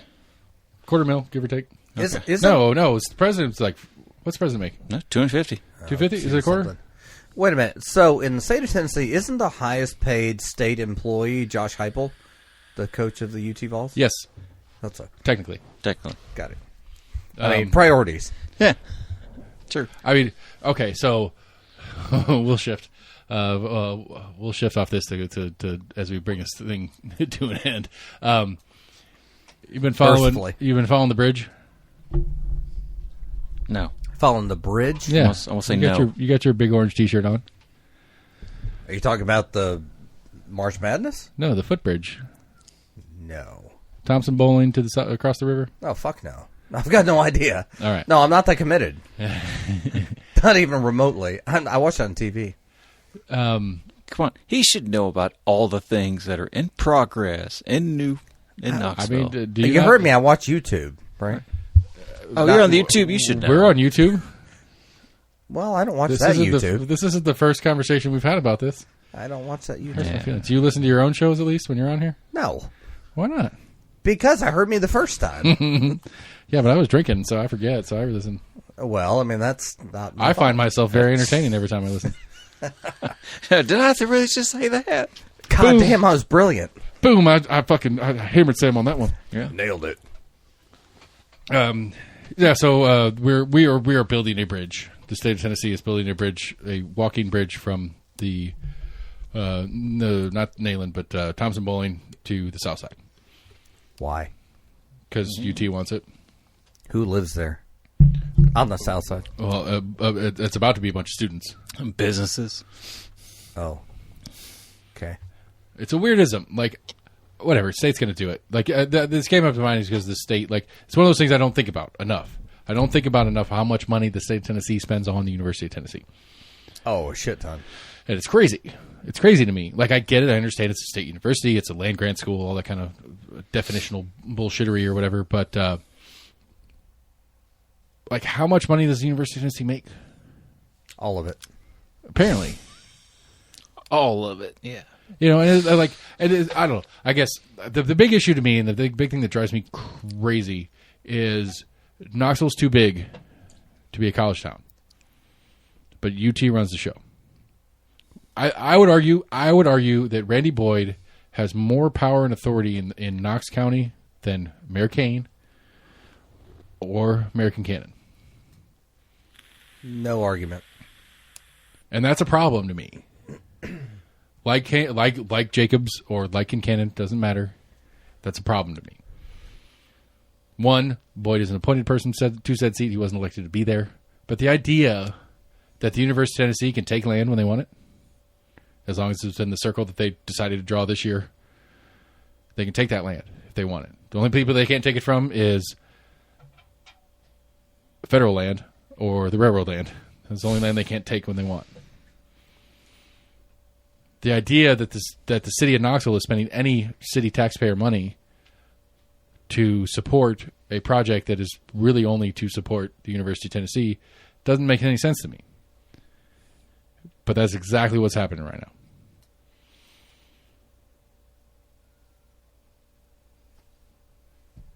a problem. I don't know. No conversation to it. I have nothing to add because I'm woefully ignorant. Keep it up. It's the way to be. That's right. Blissfully ignorant. So, Man, I think some of it just goes back to the general, just we don't want to acknowledge it, that there is that. Some people call it establishment. Some people call it. So about them Smokies. But them Smokies. and again, Randy Boyd gets what Randy Boyd wants. It's called gentrification. It's called, yeah. It's going to be nice now. There There are are times run where, down warehouses. where some people get put into that position of trying to choose whether it's pissing off a large donor, and they just don't want to take that risk. That's fair. I mean, I think To where it comes down to economics, and nobody wants to admit it as far as it being a moral choice, but it comes down to an economic choice. And I think you like the gentrification joke is a good one to go off of, because I think it's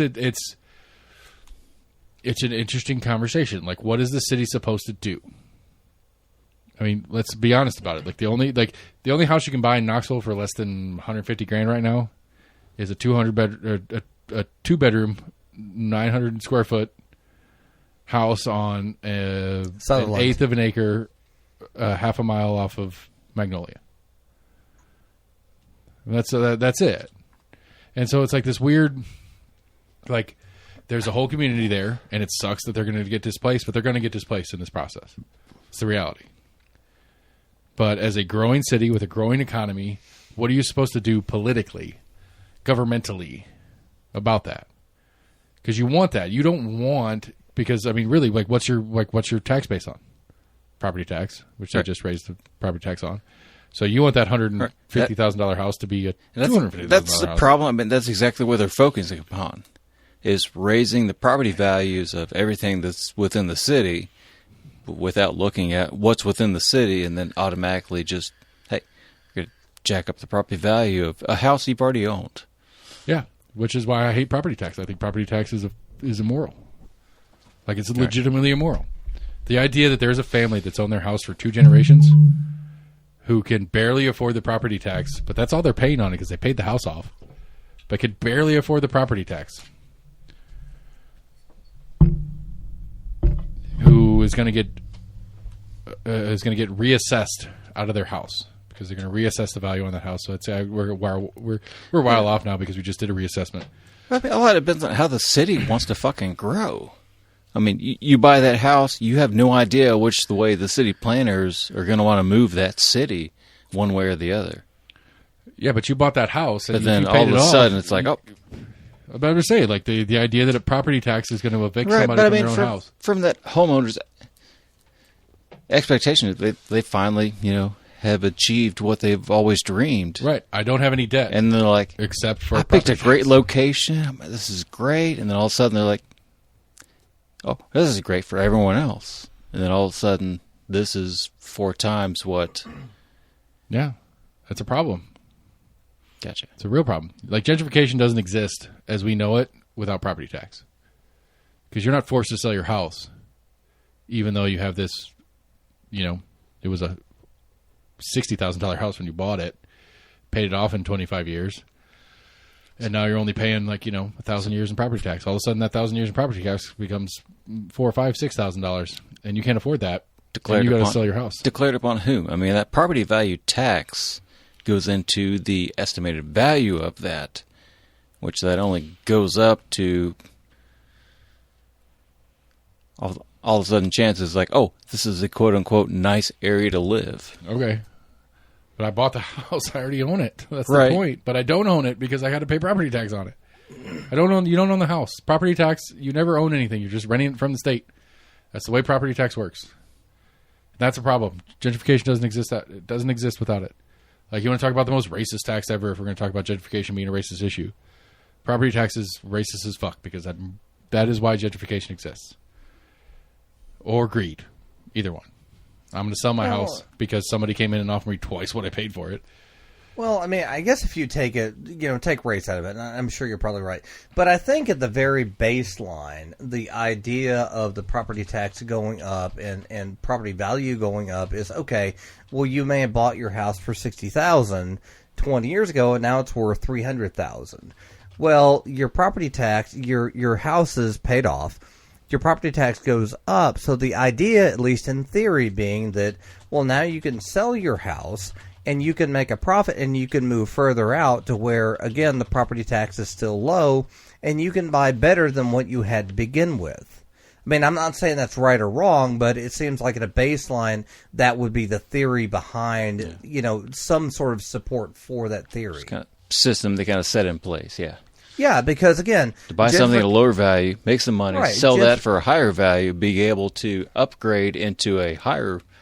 It's capitalism. I mean, like it or don't. I mean, It seems like that at a baseline is capitalism and the theory but as you said, is that property tax isn't that I don't think property tax goes into that equation. I think, yes, the idea, I bought this house, got it at a bargain, going to live in here, going to pay it off, I'm going to sell it for, I mean, as of right now, almost 3 times what I bought it for if I wanted to sell it right now. Because we're in this crazy market and the rain, blah, blah, blah. It doesn't really matter. That part, that's capitalism. If I thought of the house as an investment and not a place to live and not a place to not pay rent to, but a place to own. But I never own it. That's the point I'm trying to get to. I never own this house. I will never, ever own this house. Ever. Now, yes, technically, yes. Hopefully, with my fingers crossed, I will but it will always own you. Because you still pay taxes. I will always be don't pay the taxes, capable of paying my property tax. They'll take it from you. They do, eventually. So they technically own it all the time. Yes, they do. That's right. When you pay, like, does the deed have your name on it? You paid your car off?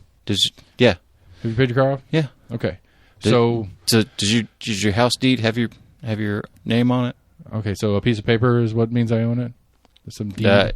That's pretty much what the court to look at, yeah. Okay, so when the state confiscates my deed because I haven't paid my taxes, yeah, whose name's on the deed? Still my name. The state. Still my name on the deed, but the state confiscates it because I didn't pay my taxes. Okay. Now, your car... I assume that once they confiscated it, that their name was on the deed, yes. Okay. So I never owned I never really owned the house. You own the house until I failed to pay my taxes on my house. Till it was court ordered that you no longer right, because own I the didn't house. pay my taxes. Correct. And in that situation, yes. Yes. So I never owned my house. Because I always have to pay. I always have to pay. Yeah. If I always have to pay, I don't own. When I go buy a Snickers bar from the Weigels, as soon as I give them my money, I own that Snickers bar. Now, I could sell that Snickers bar to because you paid it somebody in else. full. Because when you bought your house, you paid it in full, right? I mean... Oh, no, you didn't. Okay. So, yeah. So, at some point, you owed people for the house. Uh-huh. And once you paid that off... So if I were in the situation where I had the cash to buy my house and pay it in full the day I move in... Right. I still owe money. Right. And that's a totally different situation from Sure. Snickers bar. I'm sorry I brought that into it.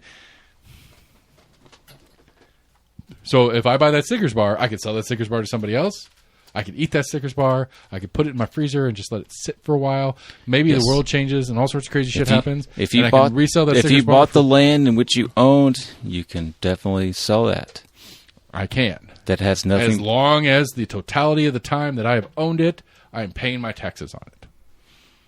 Because if I don't, at minimum, there's a lien against the property. I never thought about it. If you tore down this house, mm-hmm. you still own the land, correct? House is a part of the land. If it's paid off, sure, yeah. Yeah, I could play a game where I could devalue the property so low that I could hope that the state won't take it from me for not paying taxes. Sure. You could put up a tent. It's not homelessness. It's called camping. Actually, I don't know if I can do that in the county. Can you? Oh, maybe not. I know they just recently passed the county ordinance that allows people to live in their campers during a remodel for a specific period of time. What is remodel defined as? It's a good question. I mean, when I tear the house down, I'm remodeling. I mean, is that sort of like when you are dressing up like it's a house? if I'm not building the house, so I tear down. What is building the house? Again, these are fun definitional games. I am on board 100% with the jokes you're making right now. Kids are coming down. We're gonna have some background noise for a couple minutes. We're wrapping up. It's fine. I promised about a 10:30 time where they could come back and play their stuff. Do what? We gave them a lot of ice cream before we shoved them in a room. I know we made a poor life choice. We did stuff the kids full of ice cream and then tried to tell them to be quiet. Bad move. Yeah. His name's Sam. Nobody heard it. Doesn't matter.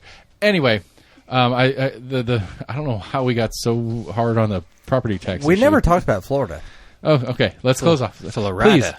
Please, let me hand the floor over and let lawyer Jamie tell us all about his short-term experience in Florida. Well, I mean, first and foremost is, I don't know about you guys, but I have now survived a hurricane. You ever been through a hurricane? Just one? I mean, isn't that That's enough? all it took? That was enough, dude. Oh, my God. I had been there 2.5 weeks and Hurricane Ian hit, and I thought I was going to die. We got close 2 weekends ago. What? The Okay. storm that rolled through, we was tornado-ish. Okay. So. Oh, East Tennessee tornadoes? Yeah. I mean, it was pretty rough. So, yeah, I went through a hurricane. I went through a hostile corporate takeover. I had never been through a hostile corporate takeover before. What? See, that's more exciting to me. Yeah, so Bring it. that is a dirty, nasty phrase. Hostile corporate takeover. I mean, particularly when you're not on the right side of it. you weren't important enough to be. Lawyers coming at you with lawyer shit. I was so important that they didn't like my salary. That was really what it boiled down to. So yeah. All right. So let me see. Since you've been through the game, let me see if I understand it. Because it was a publicly traded company. No, private company. But they had shares. They were, and I got to be careful legally what I can and can't say. They were, which I don't know which one it is, a limited liability company with 3 members. And I was hired by one of those members and had the support of that member. And then after I got there, after I spent a total of about 3 months there, after about 7 weeks, the other 2 members decided that they were going to take over, and according to it really doesn't matter how many members; it matters what percentage of the company. Yeah, well, the percentage was not in the favor of the guy who hired me. Right. So, and the other at best, he was a third, which is correct. Not majority. So the new guys, so to speak, decided that they were going to cut costs, and they decided that the new guys, including myself, were too highly paid, and that they were not going to pay. So there was a several-week drawn-out war, so to speak, and eventually I decided it would be better for me to come back here and do what I was doing before. Is that definitionally a hostile takeover? It was very hostile, and I I'm think not it's still disagreeing with that, ongoing. But I mean, it's not a takeover. It's existing members hostily arguing over specifics. Hostily, because to me, okay. So just for clarification on my take on this is, to me, a hostile takeover. That's why I asked public if it's publicly traded or not. Is a hostile takeover is the game where I buy enough percentage of the company where I now have control and can tell the company how to do what I want it to do, even though nobody in the company wanted me to have that control. In that sense, yes. In that definition, correct. With a limited liability company, when you have 3 members, the situation that I was faced with is we had 1 member on one side, 1 member on the other, and then they were courting the member in the middle. And then eventually, after, a lot of things came to pass. Man, I'd love to have been the middle man. I'd have loved to have been in the middle of that. Yeah, wouldn't you? So the other person decided to side with the other side, so to speak. So the member who hired me didn't have the legal authority to make decisions, as it appears from what I see. I could be wrong. And it forced all of the executive team, including the executive director, the human resources director, senior counsel, ousted everyone. Well, I mean, so I'm not trying to oppose for the sake of opposition here, but in what I'm assuming the makeup is, you have 3 people, they got a third apiece. 2 of the 3 have to agree on a decision. Correct. Theoretically, as things function. As things function on a day-to-day, one can make a decision, it's not that big a deal. The other can make a decision, it's not that big a deal. But as things come to a head... fundamental decisions. Right. But as things come... Legal decisions. As things come to a head, ones that matter. when the legal decisions come in play, at least 2 of the 3 have to agree. Correct. For it to be... legally binding. Standing, right. And so 2 of the 3 didn't agree with what the 1 did, bringing you in. I'm sorry, buddy. That sucks. Oh, well, I'm not sorry. I mean, I had a great time for 3 months. I went down there, and for the first 7 or 8 weeks, you were at Disney like every other fucking day, so it was probably pretty fucking cool. Oh, yeah. No, I wasn't complaining about that at all. But we had the company going in a great direction, but then apparently it, unbeknownst to the executive team, was going in a different direction, which we found out later.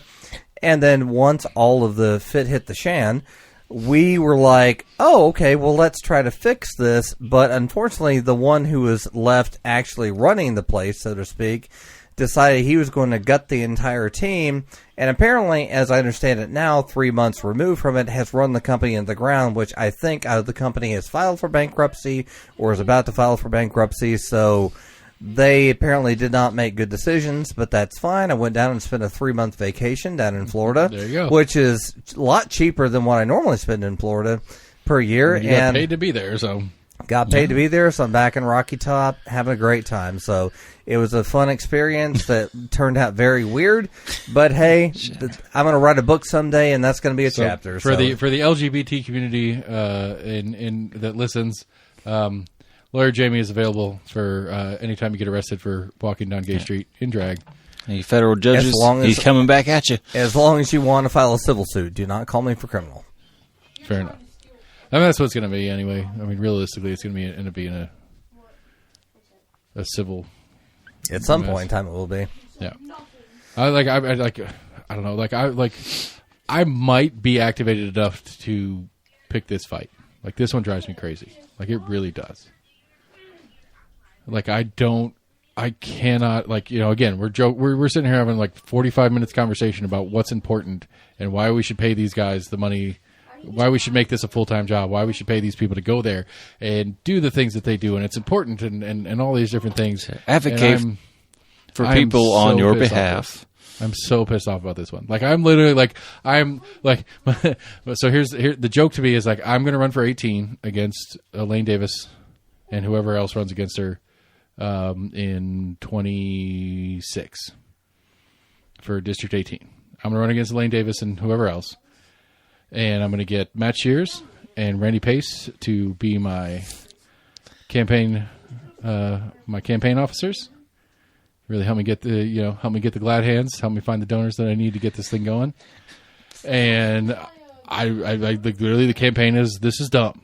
So I'm going to run Gloria's campaign. Realistically, I'm going to be hashtag this is dumb. You should call it that. Yeah, exactly. I'm like, this is dumb. This is the. I'll put that on the back of my car. Hashtag this is dumb. Yeah, that'll be the thing. I like Seth. I can't. I mean, I can't. It's phenomenal. I can't figure it out. Like, it doesn't make any sense. Like, what are we sending these people to do? Because again, the conspiratorial brain that I have. We talked about this last week in Matt Shears. The conspiratorial brain is we're being distracted from something. Right. Like, what is happening that we're not seeing? And I can't find it. Like, I cannot find it. Like, there's a bunch of local breakdown shit that's really fucked up, and I don't like it. But like the culture war shit that has been so mainstream in Tennessee politics as of late, I don't believe it's a distraction anymore. I used to think, like, this has got to be a distraction. I've got to be missing something. I can't find it. What am I missing? What crazy thing are they doing in the background why this is happening? It is a substance now. I mean, the distraction has become the substance. And this is not a full-time job. No. It's not a full-time job for you to go out there and distract me. Lafferty, Zachary, it's not your job. I'm not going to pay you full-time salary. You shouldn't get paid part-time salary to go out there and distract me from things. I have more important things to do than argue about politics in this sense, in gayness and whatnots and crazy whatever. I have better things to do than this. But this is what you're doing, and this is what you're getting paid to do, and this is what you're getting elected to do, and it drives me fucking crazy. I hate to advocate for them, but there's more than what There's more that they do than what Find you it. see. Tell me about it. Find it and tell me about it, because I would love to be. I think Sam's tired. I would love to. I would love It's to be. late. I would love to be We're all activated tired. about something more important. I would love to be activated and pissed off about something more important than what I'm activated and pissed off. You about. want to be pissed off about the things that go towards what instigates you. Yes, I want to be pissed off at the destruction of civil liberties. Yes, I will try Abso-fucking-lutely. I will try to find more random goddamn things that the state does. That's important. Just that to matters. show- Yes, please. Right, Do it. Show me something. Go, that's, Sam. right. Show me It something that only Zachary has done that's been invalidates- worthwhile. It only invalidates my That shouldn't take point long. that you are looking at it that in what is important to you and not important to what could be It is across the broad. It is important to breadth. me that every person in Tennessee who is a Tennessee resident Does things that make you happy, and that's what matters No, to you. I don't give a fuck about drag. I don't care about drag as a thing. I'm not excited about it. I Gretchen. don't go to drag shows, but it is important to me. Do you go to drag racing? No. Closest thing to drag racing is Pinewood Derby with the kids. Now we got to redefine enough. drag. God damn it! Why you got to go do that? It is important to me. I'm a lawyer. That's what I do. It is philosophically important to me that every person that lives in Tennessee has the right to be the person that they are. Has Has the right to express themselves the way they want to express themselves. That is important to me. And it's not that it affects me directly. I don't give a shit about the drag community per se. I don't go to drag shows. I don't give them my money. But they are people, and they deserve to exist the way they want to exist. That's very enlightened for Tennessee. And the idea that we elect people to go ostracize a set of the people, not to mention the real thing, if you want to get down to the brass tacks of it, the economics of the game, when you have these asshats talking about the economic development of Tennessee and how important it is that we grow as a state in economics, when you are literally shitting all over the companies that you want to bring here. Because the companies that you want to bring here are cool with drag, are cool with the gay community, are cool Bastards. fuck that. with all that. Fuck that. If you want to grow economics, We you are a- support it. Hey, no, we are a Christian nation. Don't try to bring that shit into my. That's a performance. Don't try to bring that into my land. That is a performance. That's- I'm just saying, like it is all just a show. It is a performance. yes, and I want to put you on cannot do that. and I want to put on the performance of the century in the state of Tennessee to show how stupid this game is. I would love to see Christianity brought a form in the realm of just as a performance. I would love to go and sit in the house and be like, "This is dumb. What are we doing?" Just say the phrase out loud. a few times. That's cool. You think that? But, all right. Anyway, how are we going to do this? Yeah, this is dumb. Is this important? Is this something we need to spend our time on? Oh, it's cool. You think that way? Okay. Yeah. Okay. Anybody else? Thanks. I mean, I don't intend to get anything done. You're right. I won't get anything done. I intend to put on what's the guy from New York that we've been making fun of all year? Oh shit. What's the Santos? Yes. Yeah, I Santa. intend to be. I intend to be the George Santos. the inverse of Santos. I will be honest Yeah. and show the lie that is. Yeah. Apparently, he came out like literally saying something about like I'm all about honesty or I'm for like honesty. I'm just saying. And it was Which like personality was that? Exactly. I'd like that. That'd be a good question. Like, I would like to see the psychoanalysis Yeah. of this. Hey, How many what- personalities we're No, working you with. wouldn't. You Which can't part read of that long. all None those of us lies can. that you've been caught of? Yeah. Like, I mean, again, I want value for the money. Like, I mean, for lack of a better word, I want value for the money. I want things that are important to be discussed. I want things that Value to whom? are to the masses. I don't know. Gotcha. Which Like, what is- masses? No, that's But, the game. I mean, yeah. And that's the, I I mean, mean, what that's, is- that, what is that But the that is what values? should be discussed. That is what should be Correct. discussed, Yeah. and that is not what's discussed.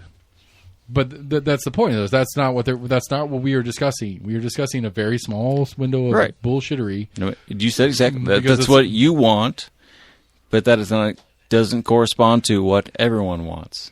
No, and everybody and that's won't where want- it gets really complicated. There are people. There are actual, real people who think drag is like an evil on children and whatever. There are real Right. people that do that. Right. Does the majority of Tennessee They believe handle that? snakes. No way.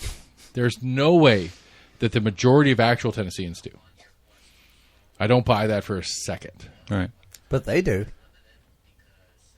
The 5 that do, for whatever reason, have the political sway to make it, because it's at least somehow a political bullshit tool for the thing. It's a little bit of And hey, don't get me wrong. leg up that the people that think that way have already elected politicians into that fray that are okay with that. Well, I mean, that the thinking. real answer is I just vote the R, because the R is what matters. And again, I think one of the things that needs to be broken is this idea that the R's care about X. I mean, And the R's believe in X know. because the square of the circle thing. The whole square of the circle thing that I make the jokes about. The R's don't even care about the R's. right. But I mean, would say, like I go back and forth between like how many people just vote down ballot versus actually look down at the actual it's pretty you know, clear. policies. It's pretty consistent that down ballot's a winner. I mean, it really is. Now, I think we've had But some I mean, exceptions as of late. At the thanks to same Mr. Trump. time, out of what we admit is like 16 to 20%. It's not much. Yeah. And that's part of the problem, too. It's like, you got to play the game, people. You got to play the game. Right. And you've got to break the game. And actually, But at that's the the same thing time- to me. That'd be the campaign But that's the one slogan. thing we promote is like, hey, so many people voted this way, and that's what people think. Well, because, I mean, I But think we number go one, off of, and I brought this one up to different people, elected people, too. It's like, I think number one is you need, like, if I were to run and win somehow in District 18, I would take the number that actually voted to me and subtract that from the number that could have voted for me, and try to figure out where that gap is. All right. And I don't think any politician thinks that way. I think once you're in, you do whatever the fuck you want. That's the numbers they're looking at, and I mean, that's... Because if I were doing my job correctly, I would get more votes the next time, and then more votes the next time after that. My goal wouldn't be to get less people to vote. It would get more people to vote for me. Right.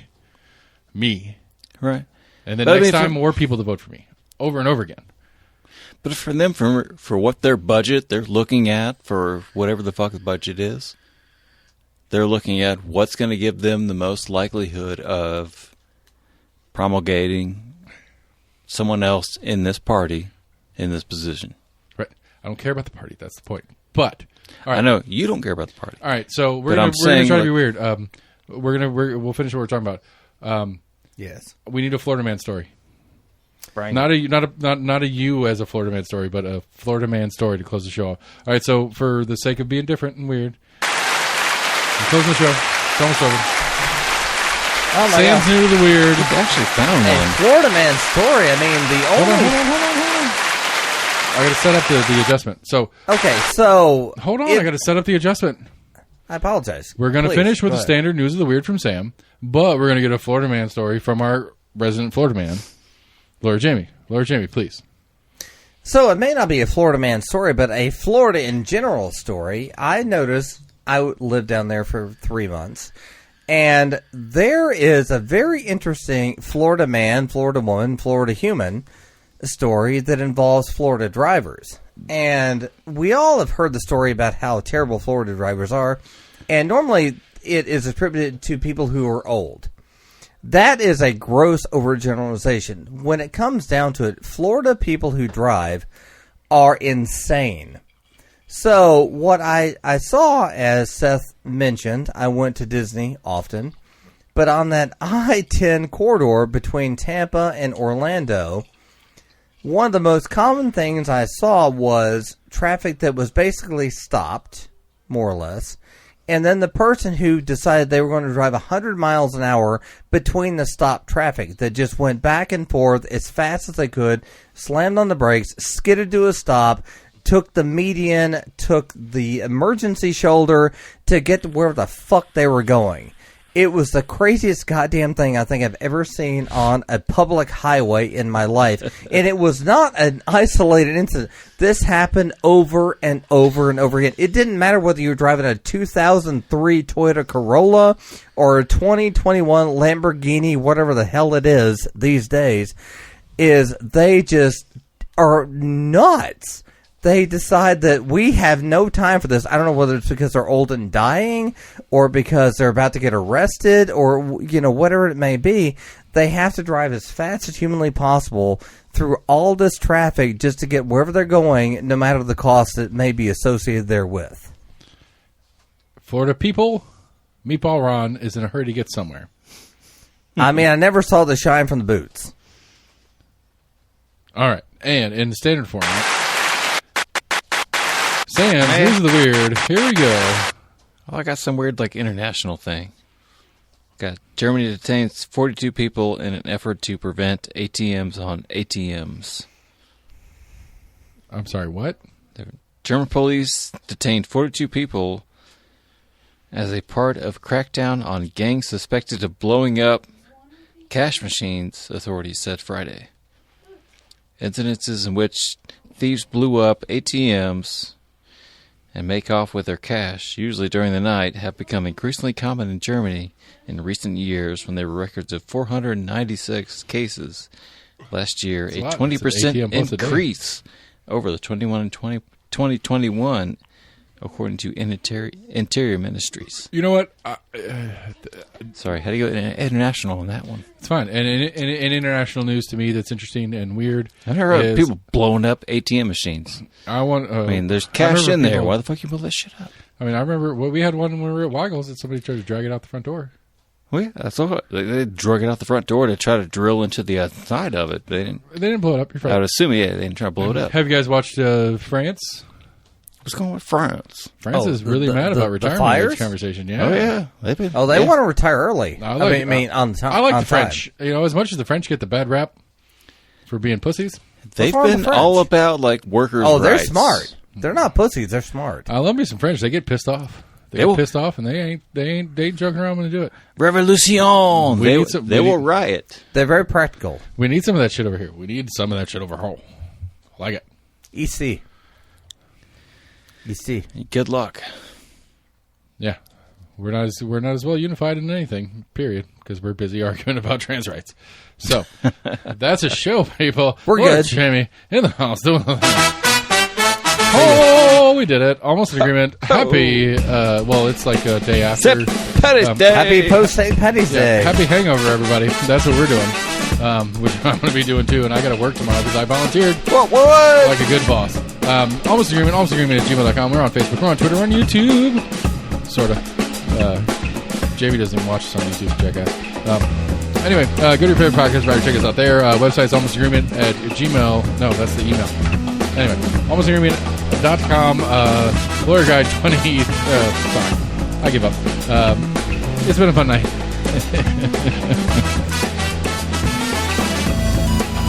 almostagreement.com. Voter Guide 23 will be coming soon. Go to your favorite podcast provider, like and follow us and share us and all that kind of stuff there. Tell your friends about us. Do the thing. Help us out. Help us get the word out. I'm assuming I'm not the only person pissed off. Help me be pissed off, and I'll help you be pissed off. So, thanks everybody. Good night.